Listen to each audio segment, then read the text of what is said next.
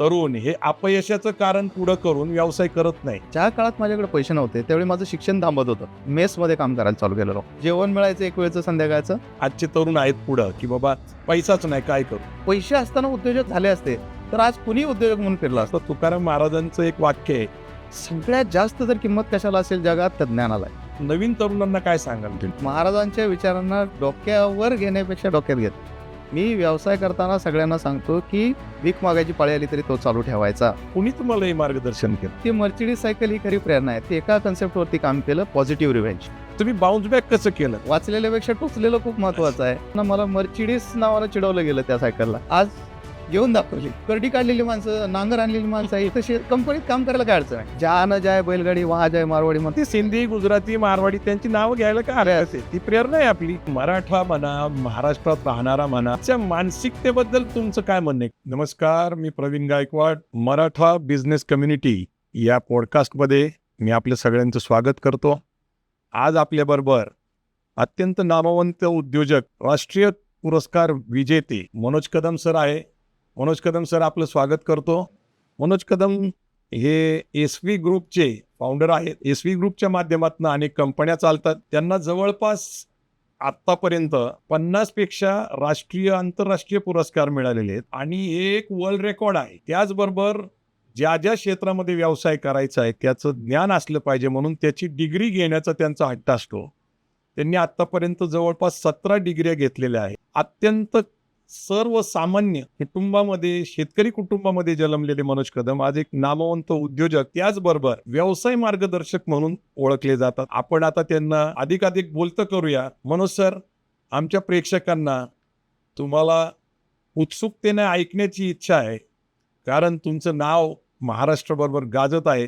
आपण आपल्या कुटुंबाबद्दल, आपल्या गावाबद्दल, आपल्या शिक्षणाबद्दल आणि आपल्याला उद्योजक व्यवसाय का व्हावं इथपर्यंतचा हा संपूर्ण चर्चेचा विषय राहणार आहे. तर प्रथम आपल्या गावापासून सुरू करू. कसं होतं आपलं गाव, कुटुंब? नमस्कार दादा. खरं तर मी अतिशय खेड्यातला, माढा आमचा दुष्काळी तालुका, सोलापूर जिल्ह्यामधला माढा हा दुष्काळी तालुका आणि त्याच्यामध्ये आकुंबे नावाचं माझं गाव आहे. आणि जीवनात हे लहानपणापासूनच संघर्ष आलेला आहे. आणि असं गाव की जिथं पाणी नाही आहे. जरी धरण आमच्या उशाला असलं तरी कोरडं आमच्या घशाला होती, कारण पाणी तिथपर्यंत पोचलेलं नव्हतं. मग शेतामध्ये फार फार तर थोडीशी ज्वारी व्हायची आणि बाकी सगळं माळावरती पाहिलं तर कुसळं दिसायची. याच्या पलीकडे दुसरं काही नव्हतं. मग अशा परिस्थितीमध्ये शिक्षणाची व्यवस्थासुद्धा गावामध्ये नव्हती. तिथून जवळजवळ 8 किलोमीटरचा प्रवास करून वरवडे या ठिकाणी शाळेत जायला लागायचं. पायी जायचं? बऱ्याचदा पायी जायचं. पाऊस पडला की सायकल चालायची नाही. मग त्या केसमध्ये पायी हा प्रवास करायचा. अच्छा. ओढ्याला पाणी आलं तर मग कोणाला तरी मोठ्या माणसाला त्या ओढ्यातनं क्रॉस करून घेऊन जाण्यापुरतं न्यायचं. मग तो ओढा क्रॉस करून जायचे, पुन्हा येऊन आम्ही थांबायचं. असं बऱ्याचदा व्हायचं. आणि सायकलसुद्धा एकच होती. म्हणजे आम्ही 4 भावंड, मला 3 भाऊ आहेत लहान. आम्ही 4 भावंड आणि त्या 4 भावंडाची एकाच सायकलवरती आमची सर्कस असायची. म्हणजे गावामध्ये ज्यावेळी आम्ही जायचो त्यावेळी आश्चर्यानं सगळी मुलं हसायची, लोक हसायची, कारण पाठीमागं कॅरेजवरती दोघं बसलेले असायचे, मध्ये एक जण पुढच्या नळीवरती असायचा आणि मी सायकल चालवायचो. आपण कितव्या नंबरची? मी थोरला. अच्छा. त्यामुळे सगळी जबाबदारी माझ्यावरती होती. काय नाव आहेत आपल्या भावांची? सुदर्शन आहे, सुकुमार आहे आणि विश्वजित, असे 3 पाठीमागचे, माझ्या पाठीमागचे भाऊ. आणि या सगळ्यांना घेऊन त्या शाळेला जायचं. वडिलांचं नाव काय आपल्या? रावसाहेब कदम. आणि आईचं? मंगल कदम. आता हा सगळा प्रवास तर शाळेचा झाला, पण रोजचं काहीतरी करायचं, काहीतरी कमवायचं पण लागायचं, कारण त्याच्यावरती अर्थार्जन थोडंफार व्हायचं. किती तर क्षेत्र आहे शेतीचं? शेतीचं क्षेत्र दादा 30-35 एकर शेती आहे. पण पाणी नव्हतं त्या काळात, अजिबातच पाणी नव्हतं. त्यामुळं शेतीत काळ होता एकदम कठीण काळ होता. तर मग शेतीत काय होते, काही लिंबोणीची झाडं होती आपल्याकडचं. तर रोज सकाळी ती लिंब तोडायची आणि टेंभुर्णी आमच्यापासून 12 किलोमीटरवरती आहे. तर टेंभुर्णीला जायचं सायकलवरती, ती लिंब विकायची. त्यातनं 40-50 रुपये काय जे येतील ते घ्यायचे आणि घरी यायचं. मग त्यातनं रोजचा काय बाजार वगैरे येते व्हायचं आणि मग भावंडांना घेऊन वरवडला शाळेला जायचं. मग परत ती शाळा, परत संध्याकाळी घरी यायचं. मग दूध काढायचं, दूध घालायला जायचं. हे अगदी काय म्हणतात की लहानपणातच तुमच्यावरती बऱ्याच गोष्टीचं बर्डन होतं आणि संसार कसा चालवायचा किंवा या गोष्टी बऱ्याचदा त्या लिंब विकण्याच्या मंडईतल्या ह्याच्यामुळं व्यवसाय काय असतो, लोक कशी बोलतात, किंमत काय करायची प्रोडक्टची, ह्या सगळ्या गोष्टी तिथून थोड्या थोड्या कळायलाच लागल्या होत्या. म्हणजे बाळकडू जे म्हणतात ते व्यावसायिक बाळकुडं तिथंच रुजलं गेलं होतं. लोकांशी डील कसं करायचं. हे अगदी आपल्याला शरद पवार साहेबांची प्रेरणा असल्यासारखं वाटतं. कारण बारामतीच्या काटेवाडीमध्ये शेतात उगवलेलं जे काही पीक होतं, म्हणजे भाजीपाला, फळं, ते दौंडच्या बाजारात विकायला जायचे, बारामतीच्या बाजारात विकायला जायचे. त्यांचाही प्रवास साधारण तुमच्यासारखाच दिसतो. आदरणीय आहेत, आदर्श पण आहेत आपल्या सर्वांचे. आणि खरंच हे खरं आहे की ज्यांनी हे सगळ्या गोष्टी बघितल्या त्यांना पुढचं यश म्हणजे असं काही वाटत नाही, म्हणजे प्रवास हेच यश असं वाटतं. तर ते सगळं करत असताना मग एज्युकेशनमध्ये नेहमीच नंबर 1 राहिलो. अच्छा, वर्गात पहिली वर्गात ऑलवेज पहिला, म्हणजे कधीच नंबर सोडला नाही. पण शाळा जिल्हा परिषदची? शाळा जिल्हा परिषदची, अगदी मराठी मीडियममधनं शाळा जिल्हा परिषदची. पण शिक्षणाच्या बाबतीत कधी स्वतःला कमी लेखलं नाही, कारण म्हणलं शिक्षण चांगलंच करायचं. कारण एक गोष्ट मनात हे केलेली होती की आपल्याकडे पाणी नाही, दुसरा कुठलाही उत्पन्नाचा सोर्स नाही, आपल्याकडे जे भांडवल असणार आहे ते ज्ञान असणार आहे. त्यामुळं त्याच्यावरती कितीही कष्ट करायला लागलं. आणि तशा परिस्थितीत घरी लाईट पण नसायच्या, म्हणजे अगदी त्या रॉकेलच्या याच्यावरती दिवा लावायचा आणि सकाळी जर उठून पाहिलं तर पूर्ण काजळीनं नाक भरलेलं असायचं. अशा परिस्थितीमध्ये शिक्षण घ्यावं लागलं. पण नंबर कधी सोडला नाही. मग 10वी झालो.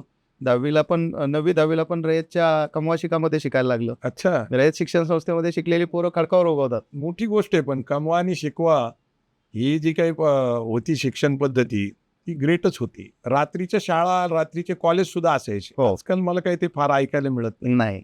आणि खरं तर कमवा शिकामध्ये स्वावलंबी शिक्षण हेच आमचे ब्रीद. नाही. नक्की तर त्याच्यात बरंच काय माणसाला घडवून जातं तो काळ. मग त्याही गोष्टी झाल्या. जाणीवा होतात. येस.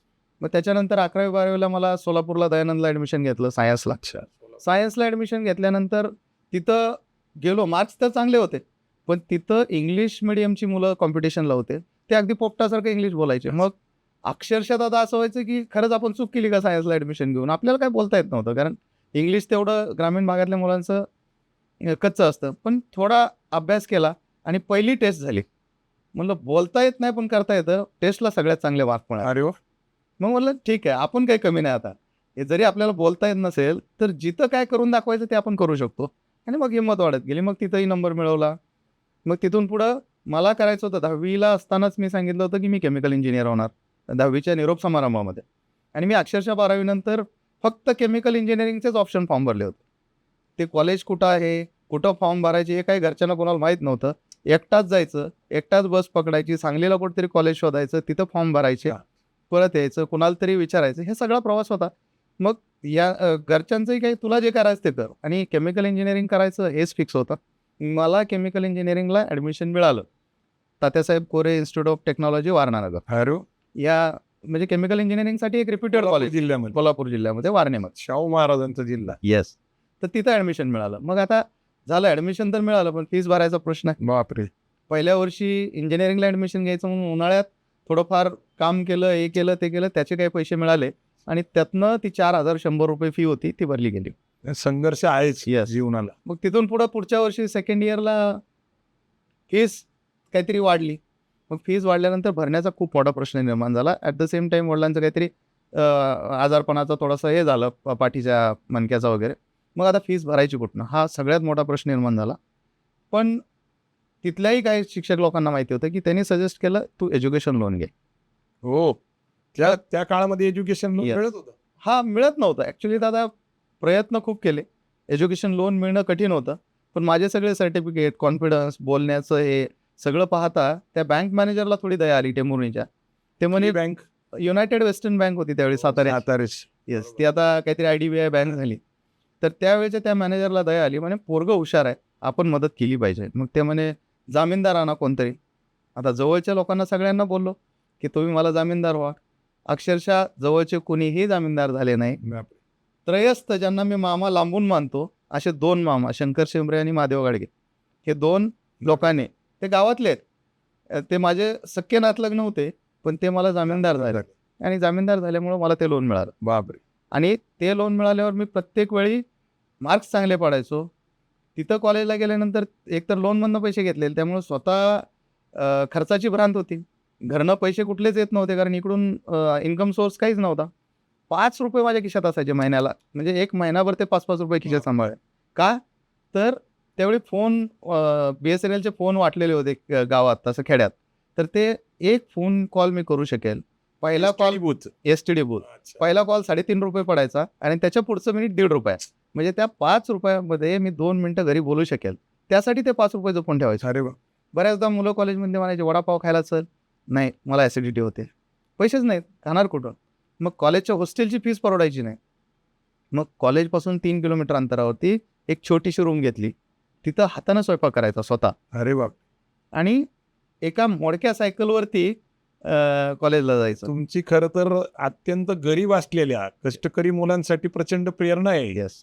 आणि बऱ्याचदा लोकं म्हणतात की मला शिक्षणाच्या वेळी वेळ मिळत नाही, हे नाही. आज तर सगळं अवेलेबल असून तुम्हाला हा किती साल आहे म्हणजे हे कधीचा प्रवास? 1999 2000च्या काळातल्या गोष्टी आहेत, अलीकडचा आहे. अलीकडचं. हो. आणि त्या काळात सुद्धा एवढे अडचणी होत्या. मग हे सगळं शिक्षकांना कळालं. शिक्षकांना लक्षात आल्यानंतर शिक्षकांनी सांगितलं की तू एज्युकेशन लोन घे. एज्युकेशन लोन घेऊन मी पुढचं शिक्षण सुरू ठेवलं. मग स्वतःच्या खर्चासाठी, पुस्तकांसाठी पैसे मिळायचे नाहीत. तर मग मेसमध्ये काम करायला चालू केलं तिथल्या. मग मेसमध्ये सगळी कामं केली. बापरे. अगदी त्यांचा हिशोब ठेवणं, भाजीपाला आणणं, दळण आणणं, या सगळ्या गोष्टी. ही संस्थेची मेस का नाही, बाहेर खाजगी प्रायव्हेट मेस. मुलं तिथं जेवायला त्यातून थोडेफार पैसे मिळायचे आणि स्वतःचं काही जेवण पुस्तक- मिळायचं? जेवण मिळायचं एक वेळचं संध्याकाळचं. सकाळचं तर स्वतः बनवायचंच. आणि मग अभ्यासाला राहिलेला वेळ सगळा अभ्यासाला द्यायचो. हा सगळा प्रवास असताना त्या मोडक्या सायकलवरती जाताना बरेच मुलं चिडवायचे. आली याची मर्सिडीज नाव ठेवलं होतं माझ्या सायकलचं, कारण शीट तुटलेलं होतं आणि तो आवाज येत जायचा असं एका साईडला. अच्छा. ते होता हिनवायचे, हिनवायचे. चिडवायचे. येस. बऱ्याचदा आता ते काय कॉलेज लाईफ असतं. कॉलेजच्या टायमिंगमध्ये त्यातच घडण्याची प्रक्रिया सुरू होती. येस. आणि त्यात कॉलेजचा टॉपर होतो तरीही मी, किंवा कॉलेजच्या रँकरमध्ये असायचो, तर ते मुलांचं लक्ष असायचं. पण नेहमी तसं व्हायचं की बाबा आली याची मर्सिडीज. ठीक आहे, आपण कुठल्या गोष्टी लाजत नव्हतो. कारण तुम्ही कोणतंही काम करायला जर लाजला तर मग तुमचं जे काही ध्येय आहे ते गाठता येणार नाही. माझं एकच टार्गेट होतं की मला चांगला इंजिनियर होऊन बाहेर पडायचं आणि ते मी पूर्ण केलं. म्हणजे त्या काळात 82% मार्क्स मिळवून रँकर म्हणून बाहेर पडलो आणि मग चांगल्या नोकऱ्या वगैरे. मी BE केलं. BE chemical engineering. आणि नंतर पुढं मग मला लगेच चांगला जॉब मिळाला इथं पुण्याला हिंदुस्थान अँटिबायोटिक्सच्या कॅम्पसमध्ये. पण तुम्ही केमिकल इंजिनिअरिंग का निवडलं? म्हणजे तुम्हाला नेमकं केमिकल बद्दल एवढं आकर्षण का होतं? त्यावेळेस मेकॅनिकल, सिव्हिल, इलेक्ट्रॉनिक्स, कॉम्प्युटर हे पर्याय असताना केमिकल सारखं निवडायचं काय कारण आहे? म्हणजे दादा, माझा स्वभाव जो आहे तो माहिती नेहमी काढायचा आणि लोकांना विचारायचा स्वभाव आहे. म्हणजे मला जर काही माहीत नसेल तर मी लोकांना विचारत राहतो. म्हणजे बऱ्याचदा काय होतं की तुम्हाला काही माहीत नाही म्हणून आपण आपलं अज्ञान लपवतो. तसं मी कधीच करत नव्हतो. मी माझ्यापेक्षा नेहमीच सिनियर लोकांना बोलायचं आणि त्यांना विचारत यायचो की मेकॅनिकल इंजिनियर काय करतो, कॉम्प्युटर इंजिनियर काय करतो, सिव्हिल इंजिनियर काय करतो, इलेक्ट्रिकल काय करतो, आणि मग त्याची थोडीफार माहिती. आजच्या जगात तर गुगलवरती सगळं अवेलेबल आहे, पण त्यावेळी नव्हतं ते. मग लोकांशी भेटणं, लोकांना विचारणं, कोणतरी इंजिनियर भेटला की त्याची पूर्ण चौकशी करणं. मग त्या काळात हे लक्षात आलं की केमिकल इंजिनियर हे प्रत्येक फील्डमध्ये लागतो. म्हणजे तुम्ही कॉस्मेटिक वापरा, केमिकल इंजिनियर लागतो. पेस्टिसाइड वापरा, केमिकल इंजिनियर लागतो. फार्मास्युटिकल म्हणजे खतं, औषधं, जे काय पेंट, पेट्रोलियम, डिझेल, सगळ्यामध्ये केमिकल इंजिनियरचं कारखान्याला केमिकल इंजिनियर लागतं. म्हणजे असं क्षेत्र आहे हे की केमिकल इंजिनियर हा प्रत्येक क्षेत्रामध्ये लागतो. म्हणून मला केमिकल इंजिनियर व्हायचं. पण मग तुम्ही अनेक डिग्री घेतल्या, नाही तुमचं इतक्या डिग्री आहे, जवळपास 16-17 डिग्री तुम्ही घेतल्या. त्याचं कारण काय? म्हणजे नंतर कुठली डिग्री घेतली तुम्ही? मला बऱ्याचदा वाचलेल्यापेक्षा टोचलेल्या गोष्टी खूप काम करून जातात. असं म्हणतात की आपण वाचतो, पण ज्या गोष्टी खऱ्याच टोचल्या की ज्या काळात माझ्याकडे पैसे नव्हते त्यावेळी माझं शिक्षण थांबत होतं. त्यावेळी मला काही शिक्षकांनी मदत केली, काही बँक लोननं मदत केली आणि त्यामुळे शिक्षण झालं. काही शिक्षकांची नावं तुम्हाला सांगता येतील का? ST पाटील सर होते, KB Patil sir, KI Patil sir, Bhosale sir, NS Patil sir, ह्या सगळ्यांनी म्हणजे बरेच मदत केली. देसाई सर होते. जे माझ्या कॉलेजचे शिक्षक होते त्या प्रत्येकाने मला मदत केली त्या काळात. मार्गदर्शन पण केलं, हिंमत पण दिली, घाबरू नको. काही वेळेला पुस्तकं त्यांच्या जवळची दिली की बाबा तुझ्याकडे पुस्तकं घ्यायला पैसे नाहीत. तुम्ही काहीतरी म्हणता, it is not about comfort, it is about courage. नेमकं काय वाक्य आहे तुमचं ते? Actually education gives you confidence and confidence gives you courage. अच्छा. म्हणजे ह्या गोष्टी तिन्ही कंकरंट आहेत. म्हणजे तुम्हाला एज्युकेशनमधनं कॉन्फिडन्स येतो आणि कॉन्फिडन्समधनं धैर्य मिळतं. आणि हे धैर्य तुम्हाला कोणालाही टक्कर घ्यायला म्हणजे कमी पडू देत नाही. कुठले डिग्री घेतले तुम्ही? मी ज्यावेळी मग मला जॉब मिळाला त्यावेळी मी असा निर्णय घेतला की आता थांबायचं नाही, आता पैसा मिळतोय ते शिकायचं. आणि जॉब करत म्हणजे मी नाईट शिफ्टला जायचो आणि डे शिफ्टला कॉलेज करायचं इथं पुण्यामध्ये. बापरे. म्हणजे मग त्याच्यानंतर ME केलं, मग MTech केलं, मग केमिकल ME डिझाईनमध्ये केलं, Design. MTech फार्माट्रॉनिक्समध्ये केलं, MBA project management, MBA international business management, MI FI chartered engineer, food safety chartered accountant chartered engineer, engineer. हा. ओके. फेलो इंजिनियर, परत फूड सेफ्टीमध्ये आहेत. आणि मग नंतर असं कळालं की व्यवसाय करता करता त्या व्यवसायात जायचं म्हणलं की मग तुमचं वेगळे पण मला इथं काय दिसतंय माहिती का, एकीकडे ड्रॉप आउट झालेले लोक यशस्वी उद्योजक झाले हे जगापुढे सांगितलं जात. ते काही अपवादात्मक स्थिती आहे आणि त्याचाच आधार घेऊन आजची तरुण पिढी जी आहे ती शिक्षणाकडे दुर्लक्ष करते, अनुभवाकडे दुर्लक्ष करते. अशा काळामध्ये तुम्ही शिक्षणाकडे लक्ष देता, शिक्षणामध्ये त्यातले डिग्री घेता आणि डिग्री घेऊन एक चांगला उद्योजक होण्याचा जो काही प्रयत्न करताय, खरं तर तुम्ही यशस्वी उद्योजक आहेत. मला हे वेगळं वाटतं. हे तुम्हाला असं का सुचलं किंवा कोणी तुम्हाला हे मार्गदर्शन केलं? दादा हे अनुभवानंच त्यावेळी काय व्हायचं की गरज म्हणजे तुम्ही व्यवसायात काम करताना ज्यावेळी मी जॉब करायचो त्यावेळी मी अमेरिकन लोकात लहान वयामध्ये म्हणजे मी इथं काम केलं. त्याच्यानंतर RPG लाईफ सायन्सेसला मुंबईला होतो. नॉलेज बघून त्यांनी लगेच मोठी पदं दिली. मग गुजरातला होतो झायडस स्टडीला. त्याच्यानंतर मी lastly I was general manager India operations for one of the American company. वीज कंपनी AMRI कंपनी होते, ज्याच्यामध्ये वयाच्या 32व्या वर्षी ती माझ्यावरती जबाबदारी होती. ग्रेट. मग या लोकांना जर तुम्हाला ऑल इंडिया लेवलवर काम केले. ऑल इंडिया देश फिरला. लेवल 13 देशात फिरायची संधी आली, तिथेही काम कुठल्या देशात गेलं? बरं. जर्मनी, जपान, UK, अमेरिका ह्या सगळे देश झाले. सगळे देश तुम्ही जग बघितलंय. बघितलं. आणि ते काम करत असताना एक लक्षात आलं की सगळ्यात जास्त जर किंमत कशाला असेल जगात तर ज्ञानाला आहे. मग नॉलेज इज पॉवर. येस. आणि ते घेण्यासाठी तुम्हाला कोणीच अडवू शकत नाही. येस. आणि त्याची कोणी चोरी पण करू शकत नाही. ही अशी शिदोरी आहे किंवा असं धन आहे, बाकी सगळ्या गोष्टीची चोरी होईल. त्यामुळे तुम्ही मराठा तरुणांना आजच्या काळामध्ये आणि आतापर्यंत तुमचा संघर्षमय प्रवास अत्यंत गरिबीपासून ते शिक्षणापर्यंत काय सल्ला देताल तुम्ही या टप्प्यावर? मी बऱ्याचदा आपल्याकडे काय माहिती आहे का, की मुलांना थोडाफार पैसा आला किंवा थोडंफार कुठलं तरी पद प्रतिष्ठा मिळाली की आपल्यामध्ये अहंकार येतो. तो अहंकार आला नाही पाहिजे. तुमच्याकडे ज्या गोष्टी नाही आहेत किंवा ज्या तुम्हाला माहिती नाही ते माहिती करून घेतलं पाहिजे. मग तुम्ही शिकून घ्या किंवा कुठला तरी मेंटॉर करा किंवा कोणाला तरी विचारा आणि मग त्याचा पाठपुरावा करायला लागा. म्हणजे पेटून उठलं पाहिजे. आता जर समजा एक साधं उदाहरण घेतलं, कलमाचं एक आंब्याचं झाड लावा आणि एक कोय लावा जमिनीमध्ये. आपण शेतकऱ्याची मुलं आहोत. जमिनीमध्ये लावलेली कोय आहे त्याचं झाड किती मोठं होतं बघा, आणि जे कलमानं लावलेलं म्हणजे कोणीतरी सांगून केलं वगैरे असं जे झाड आहे ते कधीच मोठं होत नाही. हे म्हणून तुकाराम महाराज महत्वाचे. तुकाराम महाराज म्हणतात, एक बीजा केलं ना मग भोगले. बरोबर. एक ज्यावेळेस बी स्वतःला गाडून घेतं त्यावेळेस हजारो कणसं फुलतात. येस. आणि तसं तो झालं पाहिजे. म्हणजे आपली मुळं स्ट्रॉंग पाहिजेत.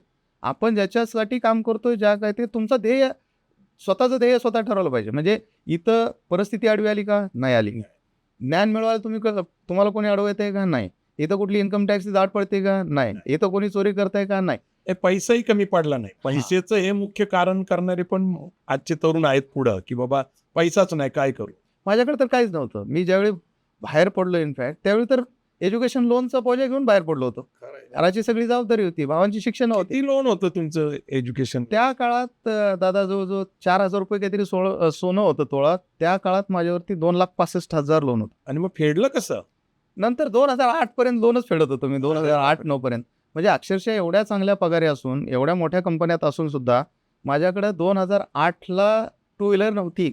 फार मान अपमान सहन केले. खूप मान अपमान सहन केले. म्हणून मी नेहमी म्हणतो की वाचलेल्यापेक्षा टोचलेलं खूप महत्वाचं आहे. आणि मी माझ्या जीवनात एका कन्सेप्टवरती काम केलं, पॉझिटिव्ह रिव्हेंज. माझे खूप अपमान. खूप छान आहे पॉझिटिव्ह रिव्हेंज. येस. कारण आपण मराठा तरुण म्हणलं की रिव्हेंज वरती खूप जास्त काम करतो. पॉझिटिव्ह तर पण पॉझिटिव्ह रिव्हेंज हा खूप महत्वाचा आहे. म्हणजे जिथं जिथं मला लोकांनी त्रास दिला किंवा जिथं माझा अपमान केला त्या अपमानाला मी पॉझिटिव्हली घेतलं आणि ते करून दाखवलं. आज तुम्हाला अपमानित करणारे लोक ज्यावेळेस तुमच्याकडे बघतात काय नेमकी परिस्थिती आहे त्यांची? एक उदाहरण सांगितलं. म्हणजे मला ज्यावेळी एज्युकेशन घेताना काही अडचणी आल्या त्यावेळी मी कोणाला तरी जाऊन हात पसरले होते की मला थोडेसे पैसे द्या, मदत करा वगैरे. त्यांच्या ज्यानं स्पष्ट, अतिशय जवळचे लोक, स्पष्ट नकार देण्यात आला की नाही. मला जामीन व्हा म्हणून मी काही लोकांना, कर्ज घेण्यासाठी जामीन व्हा म्हणून मी अप्रोच केलं, तिथंही मला नकार आला. पण ज्यावेळी माझं चांगलं झालं, माझ्याकडे पैसा आला, त्यावेळी त्यांच्या मुलांच्या किंवा त्यांच्या नातलगांच्या एज्युकेशनच्या फीज मी भरल्या. अरे वा. असेच पॉझिटिव्ह रिव्हेंज. नक्की. याच्यात महत्वाचं काय आहे की एक अपमानामध्ये अस्मिता असते. येस. अपमान माणसाला घडवत असतात. बाउन्स बॅक सुद्धा तुम्ही शब्द बऱ्याच वेळा सांगता. तुमचे ज्यावेळेस मोटिवेशनल स्पीचेस असतात, तुम्ही बाउन्स बॅक जे म्हणता, त्याचं सुद्धा तुमचं एक विवेचन असतं. बरोबर. काय म्हणणं आहे तुमचं त्याच्याबद्दल? बऱ्याचदा काय होतं दादा, की अपमान झाला हे लाईक एक मेडिसिनची गोळी आहे. अच्छा. आपण आजारी पडलो, ती मेडिसिनची गोळी जर आपण सगळत बसलं तर काय होईल? तोंड कडू पडेल. खरं. आपण ती पचवू पण शकणार नाही. तर ती जर घटकरने गिळून टाकली तर गुण येतो. Forgive and forget it. Yes. क्षमा करा. आणि त्याच्यावरती काय करायचं बाबा, हा अपमान झाला, याच्यावरती आपल्याला पुढे जाऊन काय करायचं, हे जसं कॉलेजमध्ये असताना मला मर्सिडीज नावानं चिडवलं गेलं त्या सायकलला. अच्छा. आज घेऊन दाखवली. कुठली मर्सिडीज गाडी आहे तुमच्याकडे? माझ्याकडे ग्रँड एडिशन आहे, GLS ग्रँड एडिशन टॉप अरे बाप. टॉप गाडी घेतली ती. आजची काय किंमत आहे त्याची? काय 1.25 कोटीच्या आसपास. पण मला असं कळालं की आपल्या ऑफिसमध्ये तुम्ही सायकलचा फोटो का सायकल अजून ठेवलेली आहे, ती मर्सिडीज सायकल. ती मर्सिडीज सायकल ही खरी प्रेरणा आहे, ते खरं मूळ आहे माझं. अच्छा. पण तर सायकल ठेवली आहे का फोटो आहे आता ऑफिस? सायकलचा फोटो ठेवलाय. ओके. आणि ती सायकल मी इथं टेंभुर्णीला माझं एक युनिट नवीन झालंय. ओके. त्या युनिटमध्ये समोर काचेत लावणार आहे. अच्छा. तर ते आल्यानंतर ती काय सायकल सांभाळली आहे तुम्ही? येस, सांभाळले. का तर ते मूळ आहे. मला आज जे काही मिळालंय, खूप मोठी गोष्ट आहे. तुम्हाला ती आठवण खूप म्हणजे कदाचित तुम्हाला त्याच्याकडे पाहताना आनंदही होत असेल, कधी अश्रूही येत असेल, कधी कष्टाचे काही गोष्टी. तर ही खूप मोठी गोष्ट आहे की तुम्ही ती सायकल आज सांभाळून ठेवली. आणि त्या सायकलचा मोठा फोटो मी माझ्या ऑफिसमध्ये लावलाय. अच्छा. किंवा मी गेलात की सकाळी मला त्या सायकलचं दर्शन होतं.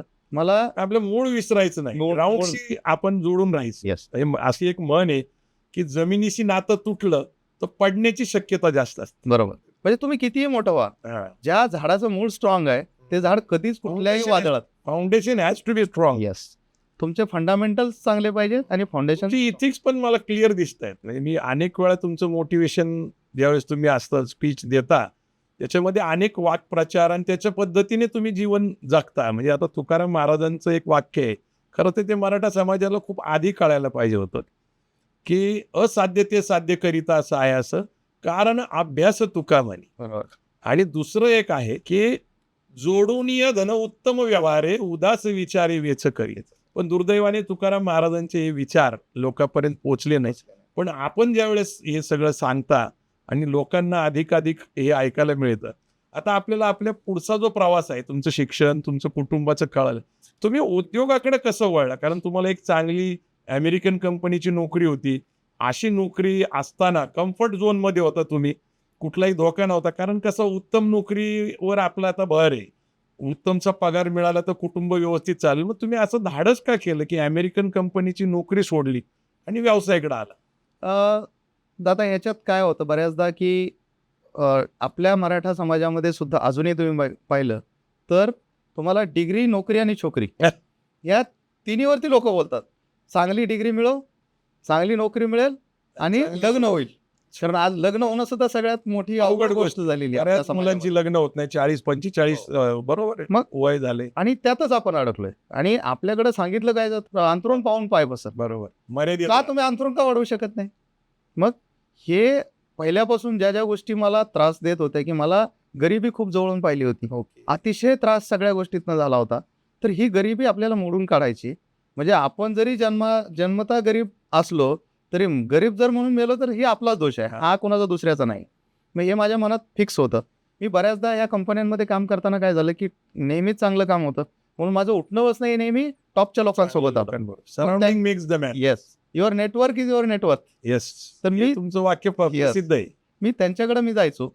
ज्यावेळी त्यांच्यासोबत जायचो त्यावेळी पाहायचं की हॉटेलमध्ये गेलोय आपण, त्या काळात समजा 250-300 रुपयाची डिश घेत आहेत, त्यातलं एक चमचाच खाल्ला जातोय, बाकीचा फेकला जातो. पाहायला जाते. म्हणजे अक्षरशः ती पालकाची सपोज भाजी पालक पनीर असेल तर 250 रुपये दिलं, माझं लगेच डोक्यात गणित चालू व्हायचं की अरे ही तर भाजी 5 रुपयाला विकतो आपण, ती एक पेंडी पण लागली नसेल याला. मग त्याचे एवढे पैसे व्हॅल्यू ॲडिशननं होतात.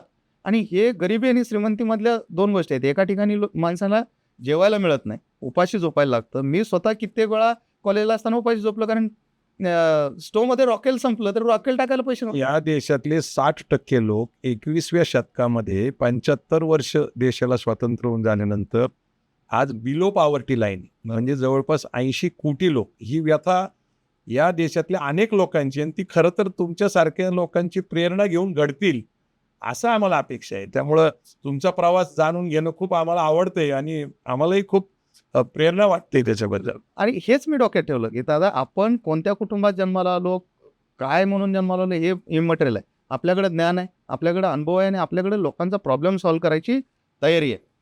मग लॅविश लाईफ सोडून यात का जायचं? तर मी ते गरिबी आणि श्रीमंतीमधली दरी खूप मोठी होती ती पाहिलं. मी ठरवलं तर आपण श्रीमंत व्हायचं येस. आणि आपण श्रीमंत झालं तर आपल्यासोबत इतरांना श्रीमंत करायचं. का तर आपण ती गरिबी पाहिलेली आहे. तेच एकाच कपड्यात, एकाच ड्रेसमध्ये दिवाळीला काही न मिळणारी मुलं आज आज ते आपल्यासारखे बरेच लोक राहून आहेत. म्हणून माझ्यासारखे अनेक उद्योजक तयार आहोत म्हणून मी नेहमी मार्गदर्शन करतो. आता मी उद्योजक होण्याचं कारण काय? मी एका चांगले मार्क्स होते, चांगल्या डिग्र्या होत्या, कंपन्यांमध्ये खूप चांगलं काम होतं आणि आपण करडी काढलेली माणसं, नांगर आणलेली माणसं आहे. इथं कंपनीत काम करायला काय अडचण आहे? त्यामुळं कंपनीमध्ये खूप काम करायचं. कंपनीत काम केलं स्वतःच्याच कंपनीमध्ये नाही. ह्या ज्या कंपन्यात मी जॉब करतो शिकण्यासाठी मी असं ठरवलं की मला 10 वर्षानंतर स्वतःचं काहीतरी करायचं. त्यासाठी शिक्षणाबरोबर अनुभवावर तुमचा विश्वास आहे. अनुभवावर अलीकडची पिढी शिकल्यानंतर ते डायरेक्ट व्यवसाय करायचा प्रयत्न करतात, अपयशी होतात आणि 90% तरुण हे अपयशाचं कारण पुढं करून व्यवसाय करत नाही. ह्या सगळ्यात मोठ्या 2 गोष्टी आहेत की तुम्ही काय सांगताल त्यांना? कारण शिक्षणाबरोबर अनुभव घेतला पाहिजे 5-10 वर्षाचा. 100% अनुभव घेतला पाहिजे. एक तर मी जसं मगाशी तुम्ही म्हटलं की तुम्ही वेगवेगळ्या क्षेत्रात शिक्षण का घेतलं? तर मी फार्मा, फूड, एंटरटेनमेंट आणि एज्युकेशन ह्या 4ही क्षेत्रात काम करतो. आता ही 4 क्षेत्र अशी आहेत की ज्याला कधीच अडचण नाही. कोविड असला किंवा अजून काय झालं तरी हे क्षेत्र कधी डाऊन होणार नाही. मग तुम्हाला त्या क्षेत्रात काम करायचं असेल तर त्याचं ज्ञान घेतलं पाहिजे. ॲट द सेम टाईम अनुभव घेतला पाहिजे. अनुभव का घ्यायचा? तर त्यातले अप्स अँड डाऊन्स तुम्हाला अगोदर कळतात. आजकाल काय झालं की आईवडिलांकडे पैसे आहेत म्हणून जर पैसे असताना उद्योजक झाले असते तर आज कुणी उद्योजक म्हणून फिरला असतं. खरंच आहे. कारण उद्योजक ही एक वेगळं रसायन आहे. उद्योजक जो असतो त्याच्यामध्ये उद्योजकीय मानसिकता घडायला मानसिकता एक्झॅक्टली तर माइंडसेट आहे mindset. ना. आता मला नेमकं सांगा की मराठा म्हणा, महाराष्ट्रात राहणारा म्हणा, मराठी म्हणा, यांच्या मानसिकतेबद्दल तुमचं काय म्हणणं आहे? कारण मानसिकताच अजून उद्योजक व्यवसाय करण्याची झालेली नाही. आपल्याकडे मराठीत म्हण आहे की तूप खाल्लं की रूप आलं पाहिजे. आपण काय करतो माहिती आहे का? व्यवसाय ठीक आहे एक फॅशन म्हणून करायला हवं. म्हणजे आणि त्यात बरेच जण काय करतात बिझनेस म्हणून नाही ते बिझनेस म्हणून दाखवतात. बिझनेस, स्वतःला बिझनेस व्यस्तता. तर हे चालत नाही. ऍक्च्युली तुम्हाला बिझनेस करताना त्याचं ज्ञान पूर्ण मिळवणं, त्याचं तुम्हाला पर्पज माहिती पाहिजे. कशासाठी करताय हे सगळं? तुमचं अल्टिमेट ध्येय काय? पैसा कमवणं. महत्वाचं आहे. पैसा कमवणं तर सगळ्याच ध्येय असलं पाहिजे. पण ऍट द सेम टाइम माझं अल्टिमेट ध्येय काय आहे? ह्यातनं मी काय तयार करणार आहे? आता मी ज्यावेळी कंपन्यांमध्ये एवढ्या टॉपला गेलो होतो त्याचं अजून पुढेही गेलो असतो. मी अमेरिकेला गेलो असतो. मग तिथं त्यांनी सांगितलं होतं 3 वेळा राजीनामा रिजेक्ट केला होता. ते म्हणजे तुम्हाला सगळं आम्ही देतो ग्रीन कार्ड सहित चला US ला. का तर इथं तुम्ही खूप चांगलं तुम्हाला पगारच मिळाला असता आणि तुमच्या कष्टाच्या जीवावर ती कंपनी 10 पट मोठी झाली असती. त्यातला 1%, 2% पगार तुम्हाला मिळाला असता. या काळात 2012ला महिन्याला 4 लाख रुपये पगाराची नोकरी सोडणं म्हणजे टर्नओव्हर केवढा होता पण तुमच्या कंपनीचा? खूप मोठी कंपनी होती. 500 कोटीच्या कंपनीत तुम्ही 5-50 लाख रुपये तुम्हाला पगार होता आणि 4 लाख रुपये महिन्याला पगार त्या काळात 2012ला म्हणजे मोठी पगार होती. मोठं धाडस. आणि त्यावेळी खूप मोठी रिस्क घ्यायचं ठरवलं. आता हे का?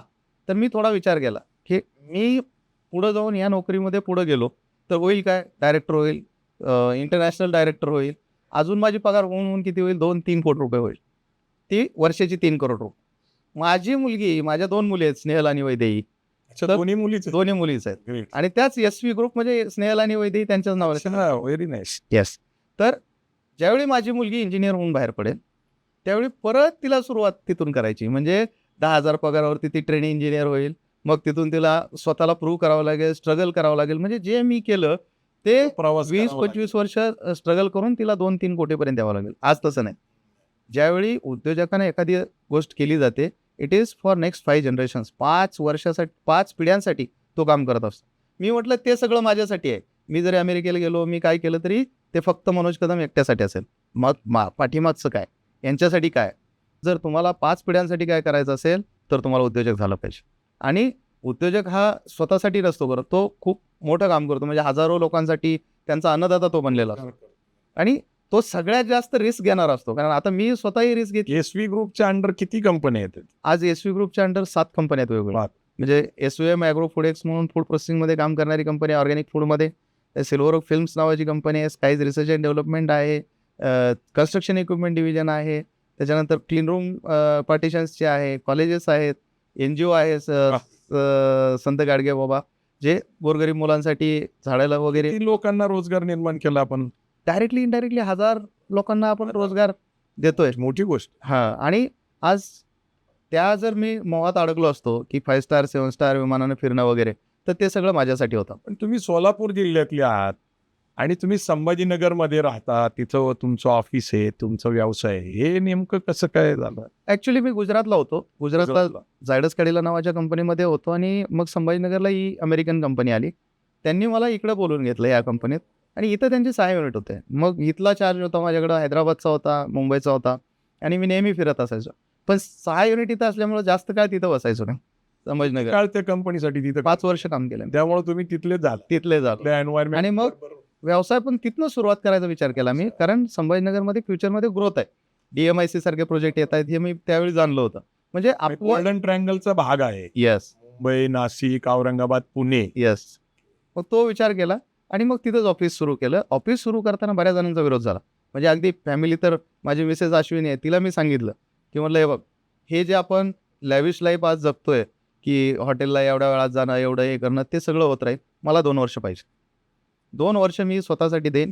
मला काही विचारायचं नाही, मला बिझनेस करायचा आहे. मी असा कुटुंबाशी चर्चा करून निर्णय घेतला. हो, मी अगोदर सगळी तयारी केली आणि मग कुटुंबाशी चर्चा केली. काही जणांना पटलं, काही जणांना नाही पटलं.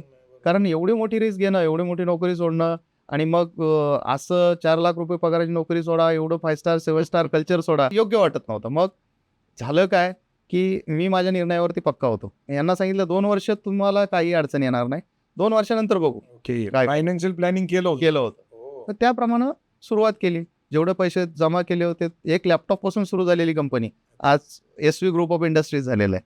काय करते नेमकं काम तुमची कंपनी? मी काय केलं दादा, ज्यावेळी प्रॉब्लेम कंपन्यांमध्ये होतो त्यावेळी एखादी इंडस्ट्री जर उभा करायची असेल तर त्यात मल्टी डिसिप्लिनरी लोक काम करतात. म्हणजे कोणतरी आर्किटेक्ट असतो वेगळाच, कोणतरी सिव्हिलवाला असतो, कोणतरी स्ट्रक्चरवाला, तुम्ही पूर्ण इन्स्टॉलेशन करता फॅक्टरीचं? येस. फॅक्टरीचं इन्स्टॉलेशन. त्याच्यात हे सगळे जे मल्टिपल लोक इन्व्हॉल्व आहेत, हे काय करतात, मग प्रोजेक्टची खिचडी बनते आणि ऐन वेळेला करोडो रुपयाचा प्रोजेक्ट असतो, तो डिले होतो. त्याच्यात स्पॉट सोल्युशन आहे का Yes. तुमचं? मी काय केलं, ह्या सगळ्या गोष्टी एका छताखाली आणल्या. 360 degree solution under one roof. मी कुठलाही उद्योजक एखादी फॅक्टरी टाकायची असेल, मग ती pharma, food, chemical, tissue culture, ह्या सगळ्या कंपन्या आता उभा केलेल्या आहेत. कुठल्याही MIDC मध्ये. कुठल्याही एमआयडीसी भारतात सगळीकडं. आपण इथून जर्मनी, जपान, दुबई सारख्या ठिकाणी सुद्धा कन्सल्टन्सी प्रोजेक्ट दिलेले आहे. ओके. तर याच्यामध्ये त्यांना civil, structural, process, piping, electrical, machinery, त्याचे प्रोडक्ट, इक्विपमेंट डिझाईन सगळं करून प्रोडक्ट दाखवेपर्यंत जबाबदारी आपली.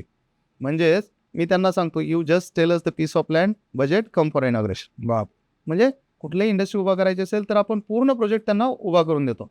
काही कंपन्या म्हणतात तुम्ही फक्त डिझाईन द्या, आम्ही मोठ्या कंपन्या असतात.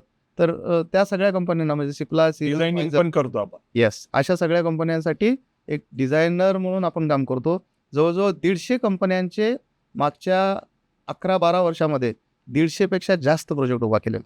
150 पेक्षा जास्त. येस. हा टर्नओव्हर तर काय 1000 कोटीच जाणार. हां, मग त्याच्यात आपण त्यांना कन्सल्टन्सी दिली. म्हणजे एवढे मोठ्या लेवलचे प्रोजेक्ट आपण हँडल केलेत Yes. आणि that too with top notch group. म्हणजे याच्यातनं मला तरुणांना एक सांगायचं आहे की तुम्ही भिडा, काय घाबरता? तुम्हाला असं वाटतं का की चला मी एवढी मोठी सिप्ला कंपनी आहे किंवा एवढी मोठी सिरम कंपनी आहे, तुम्ही कसं काय हे करू शकता? पण करू शकता तुम्ही. असं नाही आहे की आपण कुठेतरी कमी आहे. तुम्ही जर मनावरती घेतलं आणि तुमच्याकडे ज्ञान असेल, तुमच्याकडे अनुभव असेल, तर 100% आणि प्रयत्न करायला कमी नाही पडायचं. म्हणजे अगदी सुरुवातीला ज्यावेळी मी व्यवसाय सुरू केला, फक्त 5 तास झोपलोय 2 वर्ष. बापरे. एकटा 600 किलोमीटर गाडी चालवून, ती छोटी इंडिगो होती माझ्याकडे, अच्छा. ती गाडी घेऊन मी 600 किलोमीटर चिपळूणला जायचो, प्रवास करायचा.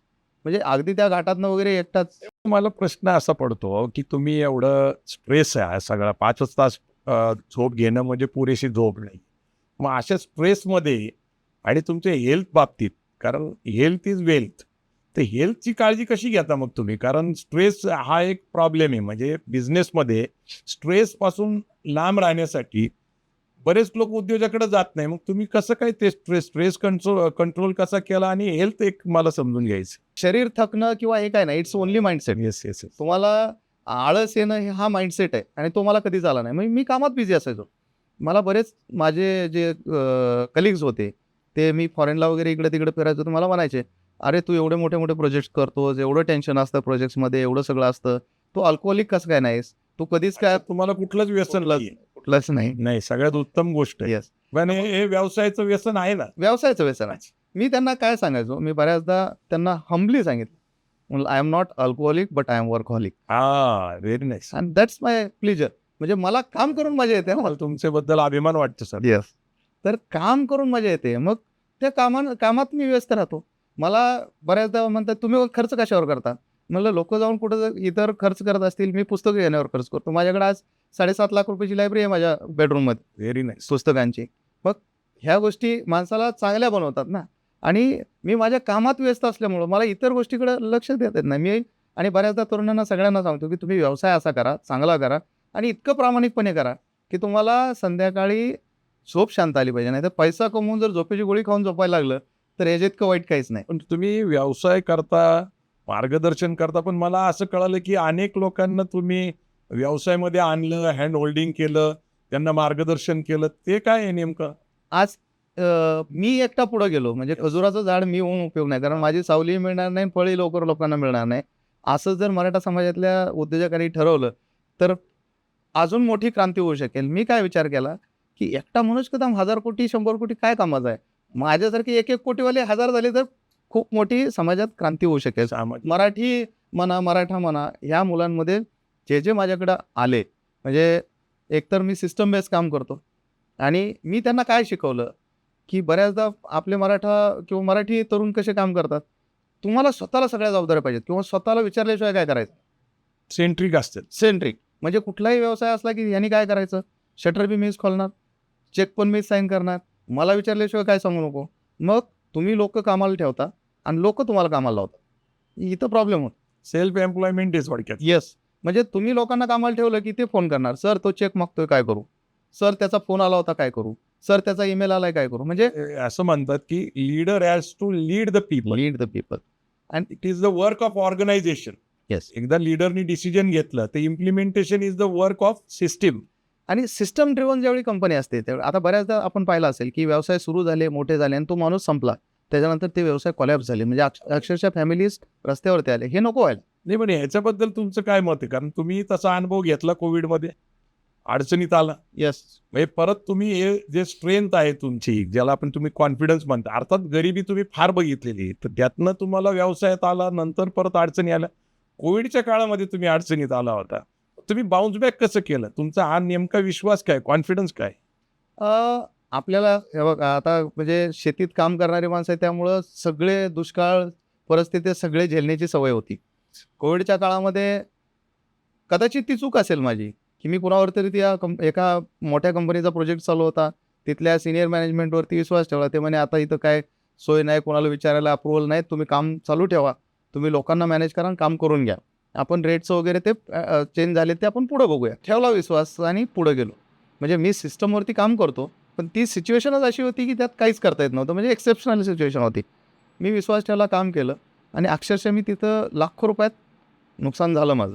आणि ऐन वेळेला त्या लोकांनी काम झालं की हातवरती केलं, म्हणले नाही आम्ही देऊ शकत. बापरे. म्हणजे अक्षरशः तुमचं आर्थिक नुकसान झालं. मोठं नुकसान झालं, पैसा ब्लॉक झाला होता. बरं. मग तिथं तुम्हाला म्हणजे लोक कामी आली, म्हणजे विश्वास लोकांचा कामी आला. मी स्पष्ट लोकांना सांगितलं की म्हणलं माझ्याकडं फंड क्रंच आलेला आहे, मला एवढे एवढे प्रोजेक्ट संपवायचेत, मला तुमच्याकडनं मटेरियलचा सपोर्ट हवा आहे, मला हा प्रोजेक्ट तुमचे वेंडर्स म्हणताय तुम्ही का तुमचे कामगार म्हणताय?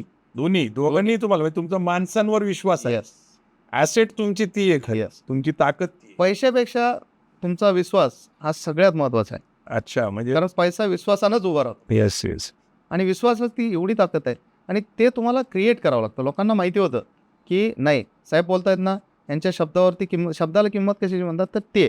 आणि व्यावसायिकांना, उद्योजकांना शब्दाला किंमत निर्माण केली पाहिजे, स्वतः निर्माण केली पाहिजे. ज्या मराठा समाजाने, मराठी समाजाने छत्रपती शिवाजी महाराजांना प्रेरणा मानून या देशावर राज्य केलं, 110 वर्ष मराठ्यांचं राज्य होतं, सगळी रिस्क घ्यायची तयारी होती. आज तंजावरपासून पेशावरपर्यंत आजही मराठी तिथं आहेत. म्हणजे तुम्ही बडोद्याला गेला, ग्वाल्हेरला गेला, इतर गारणी आहेत, तुम्ही इंदोरला गेला, तर त्या काळामध्ये काहीही साधनं नसताना आपल्या लोकांनी रिस्क घेतली, राज्य निर्माण केलं. फक्त एक शिवाजी महाराजांची प्रेरणा होती स्वराज्याची. आज लोक का रिस्क घेत नाही? कारण तुम्ही रिस्क घेऊन व्यवसायामध्ये आला, कोविडमध्ये अडचणी आल्या, त्यातनं तुम्ही उभा राहिला. मग आपल्या माइंडसेटबद्दल मला नीट समजून घ्यायचं, मानसिकता. मराठा समाज आणि मराठी समाज किंवा शेतकरी समाज याच्याबद्दल मला समजून घ्यायचं, त्यांच्या मानसिकतेत कसा बदल करता येईल? मानसिकता हा विषय तुम्ही अभ्यासलेला आहे. नेमकं काय केलं पाहिजे? आपल्याला एवढा मोठा वारसा असताना म्हणजे माणसाला इतिहास घडवत असतो. तुम्हाला भविष्यात वाटचाल करताना तुम्हाला इतिहास नेहमी प्रेरणा देत असतो. आपण तर रक्ताचे वारसदार. वारसदार आहोत शौर्यवान. म्हणजे महाराजांचे. तर आपल्याकडं खरंच तेवढी मोठी ताकद आहे. आपल्या मुलांमध्ये ती ताकद आहे. फक्त यांना प्रॉपरली काय केलं गेलं नाही, की तसं घडवलं गेलं नाही आणि आपल्यामध्ये ते बिल्ड झालं नाही सिस्टमनं कसं काम करायचं ते. आणि आपल्याकडे पेशन्स आजच्या मुलांकडे कमी आहेत. त्या शिवाजी महाराजांच्या नावाने उद्योजकांना, एंटरप्रेनरला मार्गदर्शन करावं असं शिवाजी महाराजांच्या जीवनातले प्रसंग घेऊन पुस्तकं आलेली आहेत. बरोबर. म्हणजे MBA शिवाजी महाराजांच्या नावाने कोर्स आहे. मग असं काय नेमकं आहे, की बुवा आपल्या तरुणांना भीती वाटते, रिस्क वाटते आणि त्यातनं त्यांनी ओव्हरकम कसं करायचं? त्यांनी त्यातनं बाहेर कसं यायचं? एका वाक्यात जर दादा सांगायचं झालं तर महाराजांच्या विचारांना डोक्यावर घेण्यापेक्षा डोक्यात घेतलं. सिंपल. हे खरं आहे. आणि लोकांना काय आहे, की आतमध्ये जाऊन विचार करा. त्यांनी त्या काळात कुठलंही साधन नसताना एक सरदाराचा मुलगा ते स्वराज्य उभा करणं हे केवढं मोठं काम केलं. आपण काय करू शकत नाही? आपण त्यांच्या प्रेरणेनं काहीतरी नवीन का करू शकत नाही आणि त्याचा पाठपुरावा करू शकत नाही? आपण काय करतो? कन्सिस्टन्सी खूप कमी आहे आपल्याकडे. सातत्य नाही. सातत्य नाही, पर्सिस्टन्सी नाही, कन्सिस्टन्सी नाही. ह्याच्यामुळं प्रॉब्लेम काय येतो, की तुम्ही काहीतरी सुरू करता, थोडीशी अडचण आली की सोडून देता आणि दुसऱ्या मार्गाला लागता. नाही. मी व्यवसाय करताना सगळ्यांना सांगतो, की 999 दिवस कुठलाही व्यवसाय सुरू केला, 999 दिवस अगदी थोडंसं वर्स्ट भाषेत सांगायचं झालं, भीक मागायची पाळी आली तरी तो चालू ठेवायचा.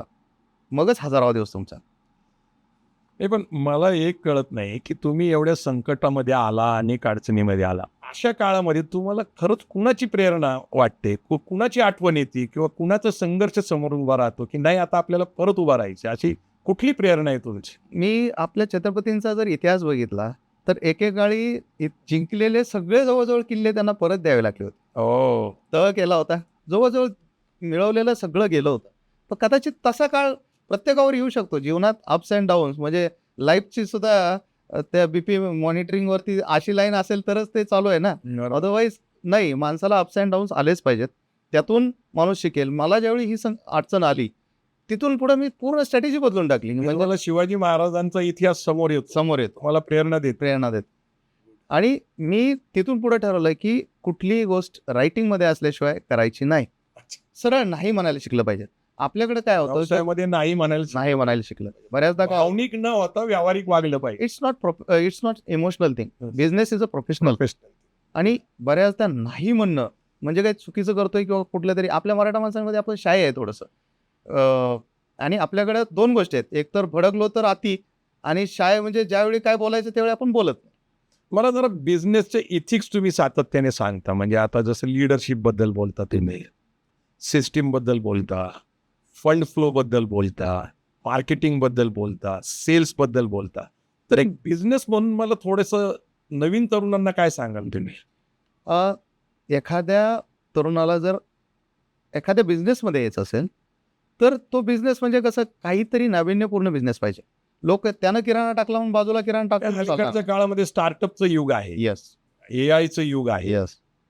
आज काय झालं, स्टार्टअपची कन्सेप्ट जी आहे ना ती लोकांची थोडी वेगळी आहे. स्टार्टअप म्हणजे काय, मी काहीतरी टपरी टाकली इज अ स्टार्टअप असं समजतात. असं नाही. Startup is something innovative. म्हणजे तुम्ही लोकांचा काहीतरी प्रॉब्लेम सॉल्व्ह करताय, तो तुमचा धंदा आहे. म्हणजे आयडेंटिफाय सांगा ना स्टार्टअपची, म्हणजे म्हणजे सक्सेसफुल स्टार्टअप सांगा म्हणजे लोकांच्या लक्षात. आता साधं उदाहरण ओयोवाल्यानं काय केलं, ज्यावेळी तुम्ही बाहेर मार्केटमध्ये पडला की तुम्हाला लक्षात आलं की इथं हॉटेलची अडचण येते, मग त्यानं तो कन्सेप्ट आणला. एखाद्या ठिकाणी आता मी ओला ओयो एकही त्याची स्वतःची गाडी नाही, त्यानं फक्त डोकं लावलं आयडियाज आणि मग ही आयडिया लोकांचा प्रॉब्लेम आयडेंटिफाय करणं, त्या प्रॉब्लेमला तुम्ही काहीतरी सोल्युशन देणं आणि शक्यतो सोल्युशन देताना जे पहिल्या पिढीतील उद्योजक आहेत यांनी सर्व्हिस इंडस्ट्रीत यावं. कारण AI किंवा सॉफ्टवेअर्स ह्याला काय तुम्हाला जास्त एकच भांडवल लागतं, डोकं. आज माझ्याकडे काय होतं दादा, की माझ्याकडं एक लॅपटॉप 30,000चा कसं तरी घेतला होता आणि माझ्याकडे फक्त डिग्री आणि डोकं हेच भांडवल होतं. आज त्याच्या जोरावरती हे सगळं उभं आहे. असं एक म्हण आहे, idea rules the people, idea moves the people. बरोबर. सो आयडिया जनरेट करणं खूप महत्वाचं आहे आणि ती क्लिक होणं गरजेचं. याच्यासाठी तुम्ही काय केलं पाहिजे? आयडिया जनरेट होण्यासाठी तुम्ही लोकांमध्ये आलं पाहिजे ना. लोकांशी चर्चा केली पाहिजे, लोकांमध्ये फिरलं पाहिजे. आज आपण आपल्याविषयी एखादा मोठा माणूस असेल तर भेटायला टाळतो. तो काय म्हणेल, कसं म्हणेल. मी उलटं करतो. मी लाज बाळगली नाही बाळगली पाहिजे. नाही पाहिजे. मी नेहमी आपल्यापेक्षा जे मोठे लोक आहेत, मी नेहमी त्या सर्कलमध्ये जातो. मी तिथं जातो. You are known by the company you keep. Yes. तुमची ओळख तुम्ही कुणामध्ये बसता उठता ही खूप महत्वाची गोष्ट महत्वाचं. आहे. इथिक्स आहे, तिथं गेलं की तुम्हाला त्याच लेवलची चर्चा होते. स्पिरिट निर्माण होतं. आता आपल्या शेजारी जर आपल्याच लेवलचे लोक बसलेले असले तर तेच बोलणार. ते आपल्या गावाकडचंच बोलतील. ते व्यवसाय चालू केला तर अरे की ते बंद पडले त्याच्यावरती बोलतील. सक्सेस किती झाल्याच्या नाही बोलणार. मग फेल्युअर स्टोरीज पण आपण पाहिल्या पाहिजेत. आपण एखादा जर व्यवसाय शोधायचा असेल किंवा त्याच्यावरती काम करायचं असेल तर आयडियाज लिहून काढा. त्या आयडियाचं किती इम्प्लिमेंटेशन होईल, असं काय होईल, तर एक चांगला मेंटॉर निवडा. त्याच्याकडे जावं. मेंटॉरची गरज आहे का? अतिशय मोठी गरज आहे. हे आपल्याकडे खूप दुर्लक्ष आहे. आपण मेंटॉर किंवा गाईडकडे जायला तयार नाही. आजचं अर्थकारण इतकं बदललंय, महागाई इतकी प्रचंड वाढलेली आहे, इन्फ्लेशन इतकं वाढलेलं आहे, पैसा हाताळणं अवघड आहे. आणि तुम्ही जे सतत कॅश फ्लो बद्दल बोलताय, कॅश फ्लो मेंटेन झाला पाहिजे, फायनान्स व्यवस्थित केलं पाहिजे, ऑडिटिंग झालं पाहिजे, टॅक्स भरले पाहिजे, त्याच्याबद्दल पण सांगा ना जरा, कारण त्याच्याकडे दुर्लक्ष होतंय. आज काय होतं की व्यवसाय सुरू करताना त्याला आर्थिक साक्षरता खूप कमी आहे. भारतामध्ये जर तुम्ही Exactly. बघितलं, Financial फायनान्शियल लिटरसीचा खूप मोठा अभाव आहे. आज या मुलांना पैशानं पैसा कसा वाढवायचा हे अजिबात कळत नाही. नाही. आणि खरं तर पैशानं पैसा वाढवायचा असतो. व्यवसाय लोकांच्या पैशानं करायचा असतो, तुमच्या पैशानं नाही. आणि सगळ्यात मोठा प्रॉब्लेम काय होतो की व्यवसाय करायचा म्हणलं की सगळ्यात अगोदर पहिला प्रॉब्लेम भांडवल, कॅपिटल. अरे कॅपिटल लागत नाही ना. तुमच्याकडे जर आयडिया चांगली असेल, लोक तुमच्यावरती पैसा लावतात. लोक पळणाऱ्या घोड्यावर पैसा लावतात. खरंय खरंय. उभा राहणाऱ्या घोड्यावरती कसा हे पैसा लावू? उद्योजक होण्यासाठी पैसा हे कारण असू शकत असू नाही. शकत नाही. तुमचं वय, शिक्षण, पैसा हे मॅटर करत नाही. तुमच्या आयडियामध्ये किती दम आहे, तुम्ही काय प्रॉब्लेम सॉल्व्ह करताय, मग त्याची स्केलेबिलिटी किती आहे, मग त्याच्यातनं रेव्हेन्यू काय जनरेट होणार आहे, ह्या गोष्टी तुम्हाला हे होतात. मग तुम्ही त्या क्षेत्रातल्या लोकांचं मार्गदर्शन घ्या, मेंटॉर घ्या. तो एक नाही म्हणला, नो मीन्स नेव्हर असं नाही ना. Yes yes. आज नाही म्हणला तर तो मरेपर्यंत कधी ना कधी होय म्हणे. आमचे आजोबा नेहमी म्हणायचे, knock knock the door will open. Yes. तुम्हाला सतत सातत्य ठेवलं तर तुम्हाला यश मिळू मग आता माझ्याकडे जे तरुण येतात ते कोणीतरी येतं, सर मला तुम्ही काहीतरी बिझनेस सांगा. अरे तुम्ही काहीतरी बिझनेस सांगा असं नसतं होत. बिझनेस आहे टोचून घेणार किंवा औषध खाल्लं बिझनेस आला असं नाही. आयडिया सांगित नाही. तू लोकांमध्ये जा, प्रॉब्लेम आयडेंटिफाय कर, किंवा तू ज्या क्षेत्रात काम करतोय. आता मी काय केलं, मी ज्या क्षेत्रात काम करत होतो तिथं प्रॉब्लेम आयडेंटिफाय केला आणि SV engineering and consultancy services टाकली. त्यातनं मी लोकांचे प्रॉब्लेम सॉल्व्ह करायला चालू केले. त्यांना कळालं कमी पैशात इंटरनॅशनल लेवलचा प्रोजेक्ट एकाच छताखाली मला एकाच माणसाला बोलून करता येतोय. आणि मग त्यांचा प्रॉब्लेम सॉल्व्ह झाला. मग मला बिझनेस मिळाला आणि ते एका बिझनेसवरनं रिपीट बिझनेस सगळे यायला लागले. त्याच्यामुळे 150 प्रोजेक्ट उभा राहिले. असं तुम्हीही करा. लोकांमध्ये जा, लोकांशी बोला, चर्चा करा, त्यातनं मार्ग काढा. तुम्हाला एखादी आयडिया क्लिक झाली तर लोकांकडे जा. आपल्याला काय वाटतं की माझी आयडिया हीच नवीन आहे, पण ती आयडिया जग फिरून आलेली असते अगोदर. मग ती व्हॅलिडेट करा. व्हॅलिडेट केल्यानंतर त्याच्यासाठी लागणारं जी सिस्टम आहे ती डेव्हलप करा. त्याची स्केलेबिलिटी किती आहे ती बघा. एखाद्या बद्दल सांगा ना थोडं. सिस्टीम नेमकं तुम्ही म्हणताय, कशी सिस्टीम हवी? सिस्टम म्हणजे तुम्ही नसताना बिझनेस चालला पाहिजे. येस. मी एका वाक्यात जर सांगायचं झालं तर जे लिहिलं ते करा आणि जे केलं ते लिहून ठेवा. येस. It's system, simple. मी जर MBAच्या पुस्तकांना वाचायला गेलो, लोकांना सांगायला गेलो तर लय अवघड आहे. मग लोकांना त्याचा प्रोपोगंडा होतो, भाव होतो. सिस्टम अँड स्ट्रॅटेजीज असं काही जड शब्द अडचणीत आणतात. मग ते पचनी पडत नाही. आपल्यासारख्या खेड्यापाड्यात आलेल्या माणसाला सरळ सांगायचं. मी सगळ्यांना जर सोप्या भाषेत सांगायचं झालं तर तुम्ही जे काय करणार आहात ते व्यवस्थित लिहा, जसं लिहिलंय तसंच करा आणि केल्यावर ते लिहून ठेवा. आता हे जर लिहून ठेवलेलं असेल तर इथं ह्युमन इंटरफरन्स कुठं आहे का, चुकीचं काय हे आहे का? नाही. मी ज्यावेळी प्रोजेक्ट डिझाईन करतो त्यावेळी सुद्धा लोकांना मी सांगतो की ते म्हणतात सर फुल प्रूफ प्रोजेक्ट करा. मी म्हणलं फुल प्रूफ नाही, मी फुल प्रूफ प्रोजेक्ट करा. इव्हन म्हणजे एखाद्या फुलला जरी, मूर्खाला जरी एखादी मिस्टेक करू वाटली तरी ती करू शकणार. फुल म्हणजे मूर्ख. Yes, foolproof. Foolproof. Yes. मूर्खाला सुद्धा ते त्याला अडचण म्हणजे प्रोजेक्टमध्ये काय अडचण निर्माण करता आली नाही पाहिजे, अशा पद्धतीचं काम करायचं. म्हणजे ही झाली सिस्टम. आता मी समजा एखाद्या ऑफिसमध्ये काम करतो, आज माझे एवढे बिझनेस चालतात, लोक म्हणतात तुम्हाला वेळ कसा मिळतो. बरोबर. मला माझ्याकडे वेळच वेळ आहे. तुम्ही एवढ्या तरुणांना मार्गदर्शन केलं. आज जवळजवळ 46 तरुण तुमच्यामुळं करोडपती झालेत. कसे झाले, तुम्ही वेळ कसं काय देता त्यांना.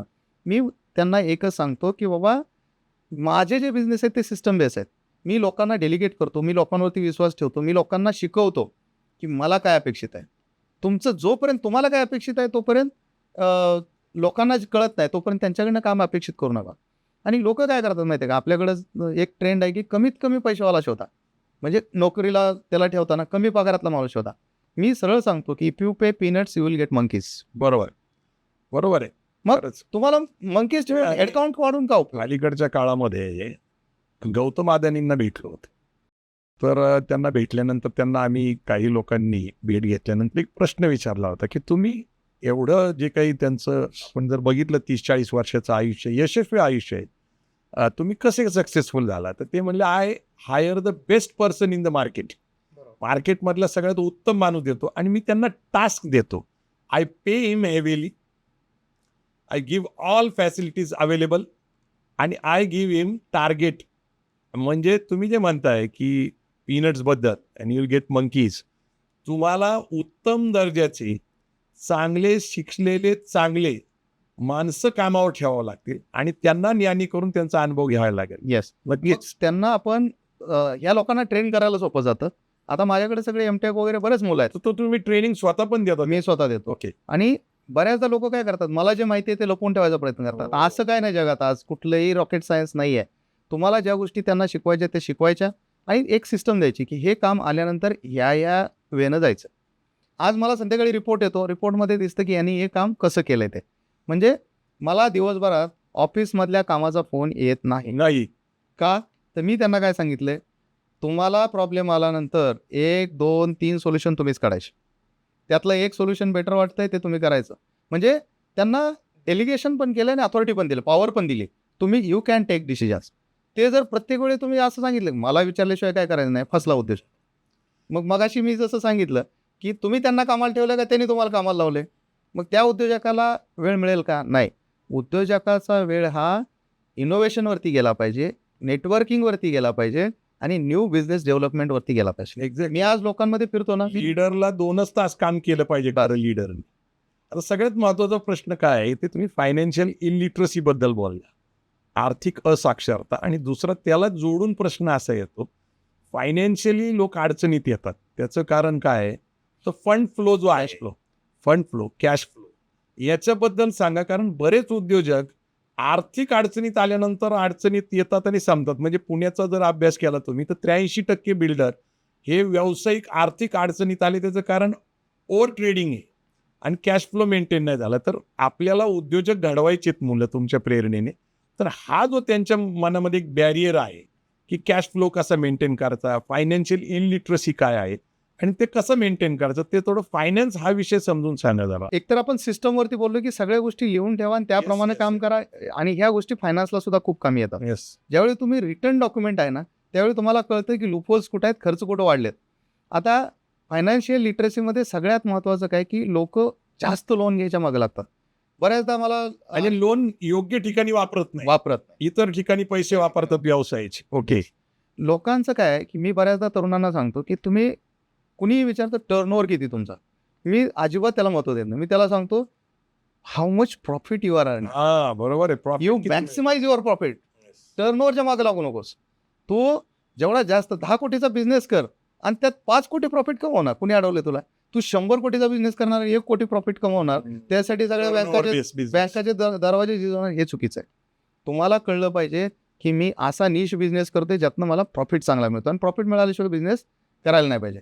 आता बऱ्याचदा हे फसतात का, कॅश फ्लो ब्लॉक का होतात, तर याच्यामध्ये त्यांचं प्रोजेक्शन्स चुकतात. मिसमॅनेजमेंट असतं का फंडबद्दल नाही, याच्यात एक गोष्ट असते की तुम्हाला तुमचे येणार किती आहे पैसे आणि तुम्ही घालवताय किती, आणि मीन वाईल तुमचे खर्च काय आहेत, म्हणजे फिक्स कॉस्ट काय आहेत तुमचे. बॅलन्स शीट वाचत नाही, ॲसेट.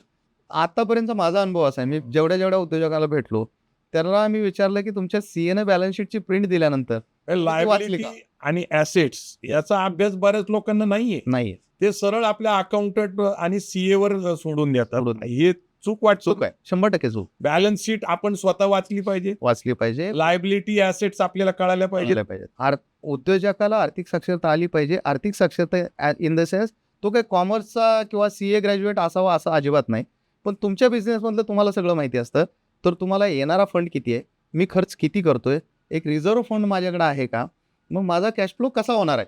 मग बऱ्याचदा असं असं होतं की समोरचा एखादा क्लायंट तुम्हाला कमिट करतो की मी तुम्हाला पुढच्या महिन्यात 30 तारखेला पैसे देणार आहे, पण ती पुढच्या महिन्यात 30 कधीच येत नाही, ते पुढच्या पुढच्या 30ला जाऊ शकतं. लांब मे बी त्याचं काहीतरी अडचण येते, काहीतरी एखादा इंटरनॅशनल ट्रान्झॅक्शन थांबतं किंवा काहीतरी अडचण येते. मग तुम्ही तो 1 महिना कसं हे करणार. आणि जर तुमचं बँकेत नाव खराब झालं, प्रॉब्लेम बँकेत आला, तर तुमचं क्रेडिट तिथं खराब होतं. आणि एकदा बँकेत क्रेडिट खराब झालं की मग अडचण येते. सिबिल अडचणीत आलं की उद्योजक आणि हे अडचणीत तरुण जे आहेत ना आजकालचे, तरुणांना तेही माहिती नाही. म्हणजे अगदी पॅन कार्ड काढण्यापासून आता काही कम्युनिटीज आहेत त्यांना लहानपणापासून बाळकडू असतं की खरंय. पैसे कसे अगदी सिंधी, गुजराती, मारवाडी त्यांची नावं घ्यायला काय Yes. हरकत आहे. ती प्रेरणा आहे आपली, प्रेरणा आहे. व्यावसायिक म्हणजे- प्रेरणा आहे. जहा न जाय बैलगाडी वहा जाय मारवाडी म्हणतात ना, खरंच तसं आहे ते, तर खरंच. कुठेही जाऊन व्यवसाय करतात. मग आपले तरुण मात्र गाव सोडून इकडे यायचं म्हणजे प्रॉब्लेम. त्यांना काय की सगळं घराच्या जवळ पाहिजे. मला तिथल्या तिथं बिझनेस झाला पाहिजे असं नाही होत. तुम्ही जिथं बिझनेस आहे तिथं तुम्ही गेला पाहिजे. पण आता प्रोडक्ट कसं निवडायचा व्यावसायिक? प्रोडक्ट निवडताना बऱ्याचदा होतं काय की जे आपण पहिलं पिकवतो आणि विकायच्या मागं लागतो. आपल्याला बघितलं पाहिजे मार्केटमध्ये विकतंय काय आणि मग ते पिकवलं पाहिजे. मग त्या प्रोडक्टवरती काम केलं पाहिजे. आता मी फूड प्रोसेसिंगमध्ये काम करताना आमची ऑर्गॅनिक हळद आहे, टर्मरिक आहे. पण मी हळद प्या म्हणतो सगळ्यांना, गुणकारी आहे, इम्युनिटी बूस्टर आहे. हळद डायरेक्ट प्यायला सगळे तरुण वगैरे तयार होत नाहीत. मी काय केलं, त्याच्यावरती थोडा रिसर्च केला. मग ते कर्कुमिन एक्स्ट्रॅक्ट केलं त्यातनं आणि त्याच्या इफर्वेसन टॅबलेट्स बनवल्या. ओके. आज त्या पाण्यात टाकली की ते इफर्वेसन टॅबलेट डिझॉल्व्ह होते. Immunity booster. इम्युनिटी बूस्टर आहे आणि त्याला तुम्ही पाण्यात टाकली की टेस्ट तुम्हाला स्प्राईट वगैरे त्याच्यासारखी लागते. म्हणजे तुम्ही इतर कुठले प्रोडक्ट ते काय आहेत वेगवेगळे ते पिण्यापेक्षा, कॅफेन वगैरे पिण्यापेक्षा तुम्ही जर हे पिलं तर हळदीचं कर्कुमिन घेतलं तर अँटी कॅन्सर आहे, 92 आजारावरती गुणकारी आहे. मग तुम्हाला त्या कस्टमरला द्यायचंय कसं हे तुम्हाला कळलं पाहिजे. म्हणजे मार्केटिंग कसं केलं Marketing. पाहिजे, सेल कसं केलं पाहिजे. केलं पाहिजे. आता समजा बऱ्याच मुलांना बिझनेस कॅनव्हास मॉडेलच काय ते कळत नाही. म्हणजे एखादा बिझनेस करताना त्या बिझनेसचं एकाच पेपरवरती सगळं तुम्हाला लिहिता येतं. बिझनेस कॅनव्हास मॉडेल म्हणतात त्याला. ते अगोदर लिहून अभ्यास कोणी करत नाहीत. त्यानं केला म्हणून मी करायला जातो आणि मग मी जाऊन फसतो. म्हणजे एक साधं उदाहरण सांगायला हरकत नाही की एका असे 46 मधला एक तो व्यक्ती होता की ज्यानं घरच्यांच्या विरोधात जाऊन कुठेतरी ट्रेनिंग केलं आणि गोटपालनाचा, शेळीपालनाचा व्यवसाय सुरू केला. 3 मित्र एकत्र आले, पैसे होते तेवढे लावले आणि कुठेतरी जागा घेतली. तिथं त्या शेळ्या तिकडून कुठनं आणल्या आणि हे झालं. आता 7 महिने झाल्यावर त्या शेळ्यांना काही लगेच पिल्ली होतील, ते मोठी होतील आणि त्यातनं रेव्हेन्यू जनरेट होईल असं काहीच नाही. अडचणीत आले. बँकाचा तगादा सुरू झाला. 7 महिने पैसे नाहीत. बँकेनं NPA वगैरे यांच्या जवळचे. मग घरच्यांनीच त्रास द्यायला सुरू केले. तुम्ही केलंय काय नेमकं? तुम्हाला बँका आमच्या दारात यायला लागले, तुम्ही येऊ नका. म्हणजे बँकेचे लोक घरी आले की घरच्यांनी यांना त्रास द्यायला सुरू केला. अशा केसमध्ये आपल्यानी सुद्धा घरच्यांनी सुद्धा सपोर्ट केला पाहिजे. मराठा कम्युनिटी अडचणीत आपल्या घरच्यांनी, नातेवाईकांनी, मित्रमंडळींनी आपल्या मागे उभा राहायला पाहिजे. मग ही समाजामध्ये एक जागृतीची गरज आहे. ही सिंधी, गुजराती, मारवाडी समाजामध्ये राहतात उभा. ते उभे राहतात, अडचणीतनं बाहेर काढतात. मग यांना काय केलं मी, त्यांना सांगितलं तुम्ही आता 50 शेळ्या आहेत ना, त्यातल्या 10 शेळ्या इमिजिएट विकून टाका. ते जे पैसे येत आहेत त्यातनं जो तुमचा हप्ता तटलाय तो थोडा हप्ता हे करा. 3-3 महिन्याची बोकडं विकत घेऊन या. 3 महिन्याची बोकडं. मग ती बोकडं आणली त्यांनी आणि ती बोकडं आता एकतर ती वाचणार का जगणार हा प्रश्न येत आहे. 3 महिने वाचले म्हणजे मोठे होणार आहेत, जगणार आहेत. मग त्या त्यांच्या जे चारा वगैरे होता त्यात अजून 2 महिन्यात ती मोठी झाली आणि त्यातनं त्यांना एवढा रेव्हेन्यू मिळाला की पुन्हा त्यांनी आता ते सायकल चालू ठेवला. मोठ्या लेवलला काम करतात. मूळ विषय जो आहे, तुम्हाला जो पहिला उद्योजक पुरस्कार मिळाला ते नेमकं काय होतं आणि ज्यावेळेस तुम्हाला तो पुरस्कार जाहीर झाला नेमकं तुमची काय प्रतिक्रिया होती? कारण तुम्हाला आश्चर्य वाटलं का तो तुमचा हक्कच होता? तुम्हाला काय नेमकं वाटलं? कारण काय आहे की आत्तापर्यंत आपण तुमचं जे काही ज्ञान आहे ते आपल्या प्रेक्षकांना सांगितलेलं आहे. पण तुम्हाला जो पहिला पुरस्कार मिळाला हे नेमकी तुमची पहिली प्रतिक्रिया काय होती? आता त्याबद्दल आम्हाला समजून घ्यायचं. ॲक्च्युली काय झालं 2015ला ministry of skill development entrepreneurship ही नवीन मिनिस्ट्री सुरू झाली. पहिली. ओके. आणि राजीव प्रताप रुडी त्याचे मिनिस्टर होते त्यावेळातले. तर त्या काळात असं त्यांनी ठरवलं की MSME सुद्धा भारताच्या अर्थव्यवस्थेला खूप मोठी चालना देतात. बरोबर. तर यातली काही लोक आपण यांना पुरस्कृत केलं पाहिजे. येस. म्हणजे जवळजवळ 5 लाखाचा खूप मोठा पुरस्कार त्यांनी त्यावेळी डिसाईड केला. पण म्हणले हा पहिलाच पुरस्कार आपण राबवतोय, बाकी सगळे तर वेल डिफाईन्ड प्रोसिजर्स आहेत. तर यात सगळ्यात IIT इन्व्हॉल्व केल्या त्यांनी, ऑल IITs.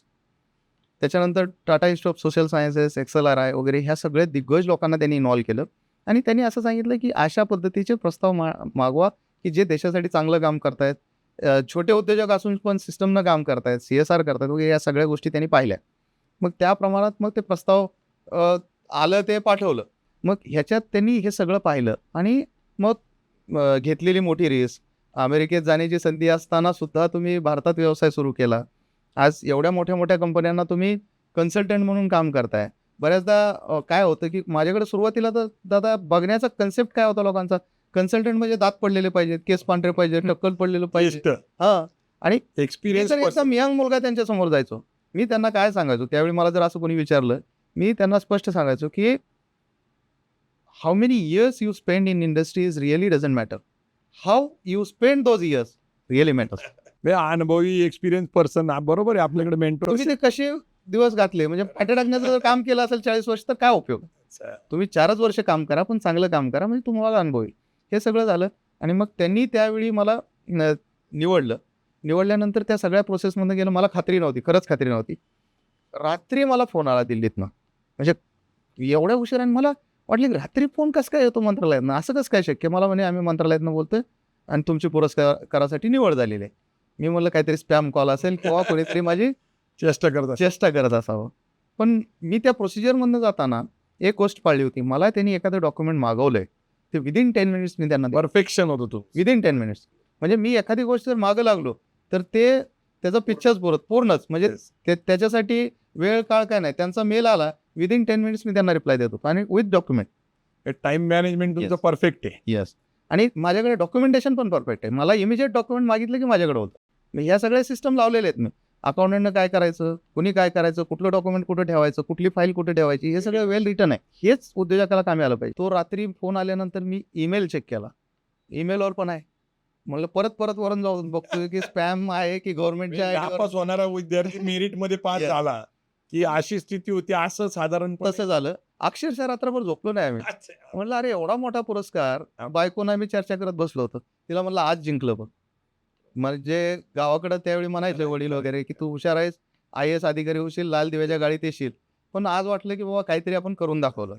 आणि जो डिसिजन घेतला होता, एवढा मोठा रिस्क घेतलेली, म्हणजे बिझनेस सुरू केला 2013ला आणि 2016ला हा पहिला पुरस्कार, म्हणजे 2016चा पुरस्कार जानेवारी 2017मध्ये राजनाथ सिंग साहेबांकडनं, म्हणजे त्यांच्याकडनं आणि राजीव प्रताप रूढींकडनं दिला गेला दिल्लीमध्ये. मग हा पुरस्कार मिळतोय हे परत सकाळी आल्यानंतर परत एकदा ऑफिसवर येऊन मेल चेक केले आणि मग त्यांचा परत फोन आला की म्हणे तुमचे सगळे डॉक्युमेंट्स पाठवा, तुमचे तिकीट्स, हॉटेल्स, हे ते सगळं बुक करायचं. आणि विथ फॅमिली मी तिथं गेलो.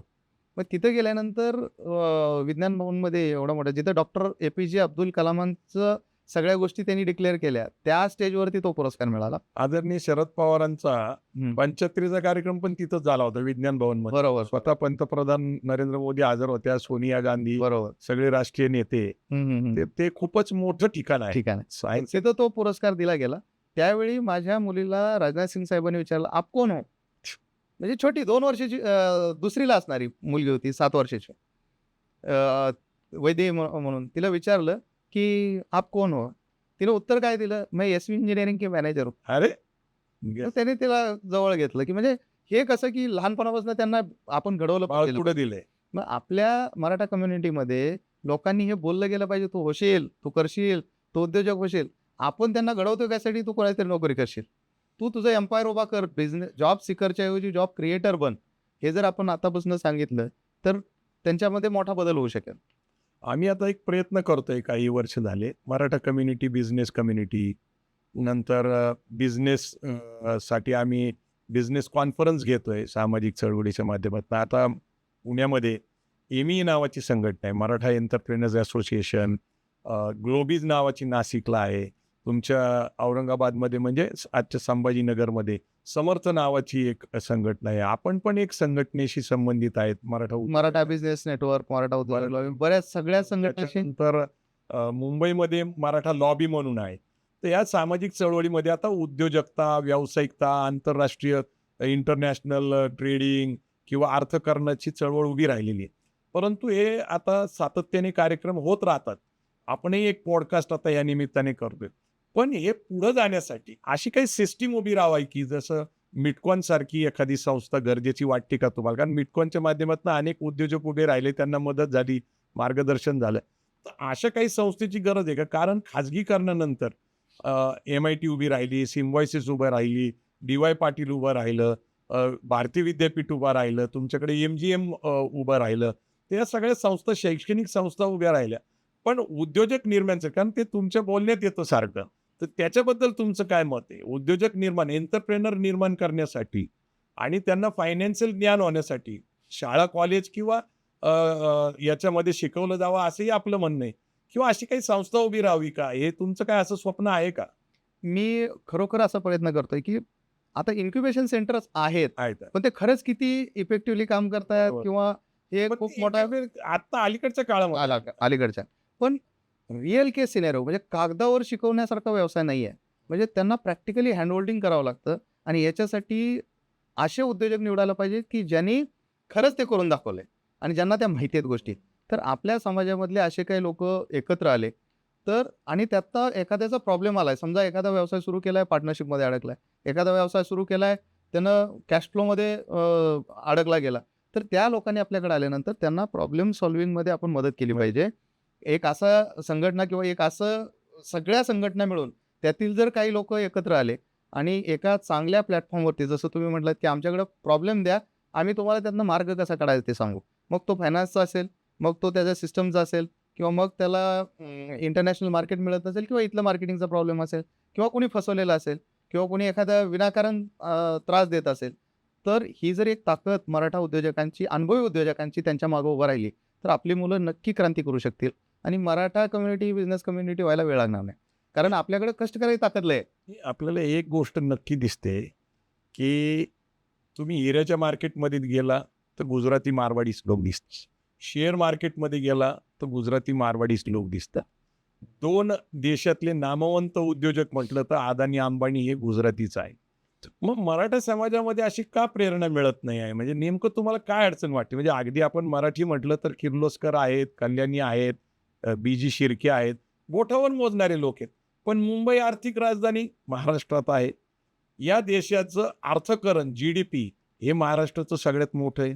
म्हणजे नामवंत आणि एक नंबरचं देशातलं राज्य महाराष्ट्र आहे. पण महाराष्ट्रामध्ये उद्योजक म्हणून मराठा समाजातनं किंवा मराठी समाजातनं नेमकं काय अडचण आहे? आणि आपल्याला हँड होल्डिंगचा जो तुमचा विषय, की एकत्र येऊन पार्टनरशिप्स करून बिझनेस केले पाहिजेत का? आपल्याकडे सहकार चळवळ यशस्वी झाली, पण खाजगीकरणातनं ती मोडकळीस आली. सहकार हे एक चांगलं उदाहरण होतं. पण मग शेअर मार्केट म्हणजे सहकारपेक्षा वेगळं नाही, ते तिथं शेअर्सच घ्यावं लागतात, इथंही शेअर्स घ्यावं लागतात. काय नेमकं तुम्हाला वाटतं, की आपल्याकडं मोठे उद्योजक, नामवंत उद्योजक नावारूपाला येण्यासाठी काय अडचणी आहेत? भौगोलिक परिस्थिती चांगली आहे, मार्गदर्शन चांगलं आहे, मुंबई आपल्या जवळ आहे, पुणे एक नामवंत शहर आहे. काय अडचणी वाटतात तुम्हाला? याच्यामध्ये काय, की सगळ्यात महत्त्वाचं तर आपले उद्योजक नवीन ज्या कोणी येतात ना, हे त्यांचे जे प्रॉब्लेम्स आहेत ना, हे मांडायला कमी पडतात. अच्छा, तुम्ही प्रॉब्लेम्स मांडायला कमी पडतात. सरळ-सरळ नेमके मांडावे तरी कुठं? मांडावे तरी कुठं? आता समजा आपण जर असं म्हणतात, की आणि तुमचं खरं तर याच्यात अतिशय मोठं योगदान आहे. लोकांना फक्त तुम्ही सामाजिक चळवळीत काम करता इथपर्यंतच माहिती आहे. पण आता आमच्यासारख्यांना माहिती आहे, की तुम्ही उद्योजक घडवण्यासाठी किंवा लोकांना फॉरेनमध्ये पाठवा, त्या त्या सगळ्या गोष्टी म्हणजे तुम्ही शेवटी अर्थाशिवाय अर्थ नाही, हे लोकांना पटवून द्यायला सुरुवात केली आणि हा सुद्धा पॉडकास्ट जो आहे, तो हा त्याचाच एक भाग आहे, की तुमचं स्वतःचं मत मत काय आहे, की जोपर्यंत उद्योजक तयार होत नाहीत, तोपर्यंत समाजात क्रांती होणार नाही. आर्थिक क्रांती होणार नाही. आता हे जर करायचं असेल, तर आपण हे जे काही यातले तज्ञ लोक आहेत आपल्या मराठा कम्युनिटीतले, जे इतर समाजांनी वर्षानुवर्ष केलं, हँड केलं, त्यांना सपोर्ट केला, फायनान्शियल सपोर्ट केला, ते आपण करायला सुरुवात केली पाहिजे. ह्याच्यासाठी ज्यांना अडचणी आल्या त्यांनी पण समोर यायला पाहिजे. आपल्याकडे काय होतं पाटीलकी आडवी येते. मी अडचणीत आलो हे सांगायला प्रतिष्ठा. सांगायला म्हणजे खोटी प्रतिष्ठा का बाळगा? व्यवसायात नाही चालत आहे. व्यवसायात तुम्हाला ओपनच व्हावं लागतं. तुम्हाला प्रॉब्लेम आला ना, you should ask for the help आणि बोला, लोकांना भेटा. मला काय अडचणी आल्या तर मी अजून जातो. काही लोकांना भेटतो मी. मी म्हणतो, "साहेब मला ह्या गोष्टीची अडचण येते. तुम्ही सांगा मला काय करायचं?" कमीपणा वाटला नाही पाहिजे. ओपनली तुम्ही या, सांगा आणि ह्याच्यासाठी एक सिस्टम क्रिएट केली पाहिजे. समजा तुम्ही जर म्हटला, की मी इन्व्हेस्टमेंट केली. उद्या ती इन्व्हेस्टमेंट करताना किंवा मोठा एखादा उद्योजक आहे, तो इन्व्हेस्टमेंट त्याच्याकडे देताना त्याच्या गोष्टी सिस्टमनं चेक केल्या पाहिजेत. खरंच तो पळणारा घोडा आहे का? मी त्या पळणाऱ्या घोड्यावरती पैसा लावतोय का? हा विचार केला पाहिजे. कारण अल्टिमेटली पैशानं पैसा वाढला पाहिजे. जर कुठं बुडत असेल पैसा तर उपयोग नाही. मग हे जर आपण काही उदाहरणं अशी करत गेलो आपल्या समाजामध्ये, तर एक मोठं विश्व उभं राहायला काय अडचण नाही. आजकालचे तरुण मी खरंच पाहतोय दादा, की आपल्याकडं अतिशय ब्रिलियंट आयडियाज आहेत. अतिशय मेहनत करणारी मुलं आहेत. जरी काही गिणी-चुनी मुलं बाजूला सोडली, तर जे आयडिया घेऊन येणारे मुलं आहेत, त्यातले 50% तरी मुलं अतिशय हुशार आहेत आणि त्यांचं काम करायची तयारी आहे. आपण फक्त त्यांना एक सपोर्ट सिस्टम क्रिएट केली पाहिजे आणि ती सपोर्ट सिस्टम आता ह्या मार्गदर्शनातनं तुम्ही जे करताय, यातनं खूप मोठ्या लेव्हलला त्यांना प्रॅक्टिकल मार्गदर्शन मिळेल. कागदावर लिहून MBAच्या पुस्तकातनं वाचून बिझनेस होत नाही. तुम्ही प्रॅक्टिकल अडचणीत ना त्या अडचणीला जाऊन भिडलं पाहिजे. त्यातल्या तज्ञाला विचारलं पाहिजे, "मला अशी अडचण आली, काय करू?" मग तो सगळ्या प्रकारचे मार्ग सांगतो. पॉडकास्टच्या शेवट येत असताना हां. पुण्यामध्ये एक एमई नावाची संघटना आहे आणि त्याच्याबरोबर आता ज्या सगळ्या संघटना आहेत म्हणजे business related world Maratha business forum आहे, जसं समर्थ आहे, या सगळ्या आता एकत्र येत आहेत आणि ते येणाऱ्या 2026मध्ये ॲग्रिकल्चर कॉलेज ग्राउंडवर एक 26-27 फेब्रुवारी आणि 1 मार्चला एक मोठं एक्झिबिशन भरत आहेत. ते 500 स्टॉल्स, कॉन्फरन्स आहे, एक्स्पो आहे 2026. तर या निमित्ताने समाजामध्ये एक नवीन उद्योजकतेचं वारं निर्माण होईल. त्या निमित्ताने आपल्याला काय सांगावं वाटतं? कारण तिथं कॉन्फरन्स होईल, तिथं चर्चा होईल. Maratha community, business community, Maratha community, international business community वगैरे हे सगळं होईल. पण या निमित्ताने आपण काय सांगू शकता? कारण हा एक पहिलाच प्रयोग आहे, की 500 स्टॉल लावणं हे काही सोपं नाहीये. वेगवेगळे उद्योजकांना एकत्र आणणं. तर या संबंधाने आपण 2-3 मीटिंगला हजर होता. नेमकं तुम्ही याच्याकडे कसं बघता? खरं तर ही इतकी मोठी संधी आहे मराठा आणि मराठी तरुणांसाठी किंवा मराठी कुटुंबांसाठी. मी म्हणेल, की अशी संधी आल्यानंतर आपण जसं जत्रेला निघतो ना, तसं प्रत्येक कुटुंबातल्या फॅमिलीसहित सगळ्या लोकांनी, लहान मुलांसहित इथं आलं पाहिजे. नाही, जी तो सक्सेसफुल करतं एक्झिबिशन आणि हे त्यांचं कॉन्फरन्स. डिक्की सुद्धा एक संस्था आहे दलित समाजाने स्थापन केलेली. ते यशस्वी होऊ शकतात. मग मराठा समाजाने एकत्र येऊन उद्योजक व्यावसायिक निर्माण करण्यासाठी, अर्थकारण समृद्ध करण्यासाठी हे केलं पाहिजे. अशी संधी आल्यानंतर संधी सोडली नाही पाहिजे. आपण इतर कार्यक्रमांमध्ये वेळ घालवतो, हे सगळं करतो, पण ज्यावेळी आंतरराष्ट्रीय दर्जाचा मराठा उद्योजकांचा एक्स्पो आहे, इंटरनॅशनल लेव्हलचा, त्यावेळी मराठा कम्युनिटीच्या प्रत्येक माणसानं तिथं आलं पाहिजे. त्यातून एक नेटवर्किंगची खूप मोठी संधी निर्माण होणार आहे. तुम्हाला बिझनेस Interaction होणार. इंटरॅक्शन पण होणार आहे आणि तुम्हाला बिझनेस पण मिळतील. आणि नवीन जे काही प्रॉडक्ट्स आहेत, आता तिथं इतके मोठे दिग्गज कॉन्ट्रॅक्टर्स असणार आहेत, सिव्हिलमधले लोकं असणार आहेत, आमच्यासारखे फार्मामधले लोकं असणार आहेत, केमिकलमधले आहेत, टिश्यू कल्चरमधले आहेत. ह्या सगळ्या जर लोकं इथं एकत्र येत आहेत, म्हणून घरातनं बाहेर निघलं पाहिजे आणि अशा ज्या काही एक्स्पो आहेत, या एक्स्पोला त्यांनी 27, 28 फेब्रुवारी आणि 1 मार्च तिन्हीच्या तिन्ही दिवस सगळ्यांनी हजर राहिलं पाहिजे. मराठा एंटरप्रेन्योर्स असोसिएशन जी इथं अतिशय ॲग्रेसिव्ह काम करतात हे. मी त्यांच्याशी ज्यावेळी भेटल्यानंतर कळालं, खूप ॲग्रेसिव्ह काम आहे यांचं. त्यांनी हा एवढा जो विडा उचलला आहे, त्यातनं नक्की खूप चांगलं होणार आहे. मी तरुणांना आवाहन करेल, ज्याला कुणाला काहीतरी डोक्यात आयडिया येते आणि आपण म्हणतो की व्यवसायाचा किडा आहे, त्या माणसानं रिस्क घ्यायला हरकत नाही. त्यांनी रिस्क घ्यायचं जर असेल तर इथं यायचं, इथं लोकांच्या समोर मांडायचं आणि इथं तुम्ही मार्गदर्शन घ्यायचं आणि तुम्हाला त्यातनं फायदा होणार आणि मग तुम्हाला कायमचं तिथून पुढं आज छाती टोकून सांगतो, की तिथं जर कोणी एखादा तरुण आला आणि त्यानं म्हटलं, "माझ्या साईडनं जेवढी मदत करता येईल 100% करू." तुम्ही जेवढ्या तरुणांना सांगाल, की ह्या लोकांना मदत करा, आम्ही 100% उभा आहोत. आम्ही एवढ्यासाठी करतोय, की आम्ही मोठे झालो किंवा आम्ही घडलो, तुम्ही बिघडा. अच्छा. हां, म्हणजे अशा आम्ही बी घडलो, तुम्ही घडा. नाहीतर तुम्ही बिघडा म्हणण्यापेक्षा घडा. हे जर सगळ्यांनी केलं आणि मराठा कम्युनिटीतले जे प्रथितयश उद्योजक आहेत, बऱ्याचदा असं पण झालंय दादा, की काही लोकांनी मागं वळून पण नाही पाहिलं. आपण यांनाच दोष देऊन उपयोग नाहीये. जे लोकं पुढे गेले त्यांनी मागं वळून पण पाहिलं पाहिजे आणि ही एक संधी तुम्ही इथं निर्माण करून दिली या प्रदर्शनाच्या निमित्तानं. तर तुम्ही हे करा. आता आता तुम्ही बघा, आपण एखाद्या व्यवसायाला घाबरतो. आपण चित्रपट निर्मितीसारखा व्यवसाय निवडला किंवा त्याच्यामध्ये आलो. तर का आलो? ग्लोबल आडगाव नावाचं पिक्चर आहे. येस. म्हणजे MIDC साठी जागा जी ग्लोबलायझेशनमुळे ते नुकसान झालं. येस. तुम्ही चित्रपट क्षेत्रात पण आहे आणि अलीकडं अनेक चित्रपट काढायचा तुमची इच्छा आहे. परंतु आता आपण इथंच थांबणार आहोत. Togetherness is strength. एकत्र येणं ही ताकद असते. या शेवटच्या वाक्यावर आपण थांबत आहोत. या ठिकाणी राष्ट्रीय पुरस्कार विजेते मनोज कदम हे उद्योजक आहेत. त्यांनी वेळात वेळ काढून आपल्याला मार्गदर्शन केलं. आपल्या सगळ्याशी संवाद साधला. आपल्या प्रेक्षकांना हा पॉडकास्ट कसा वाटला हे जरूर कळवावं. जय जिजाऊ, जय शिवराय.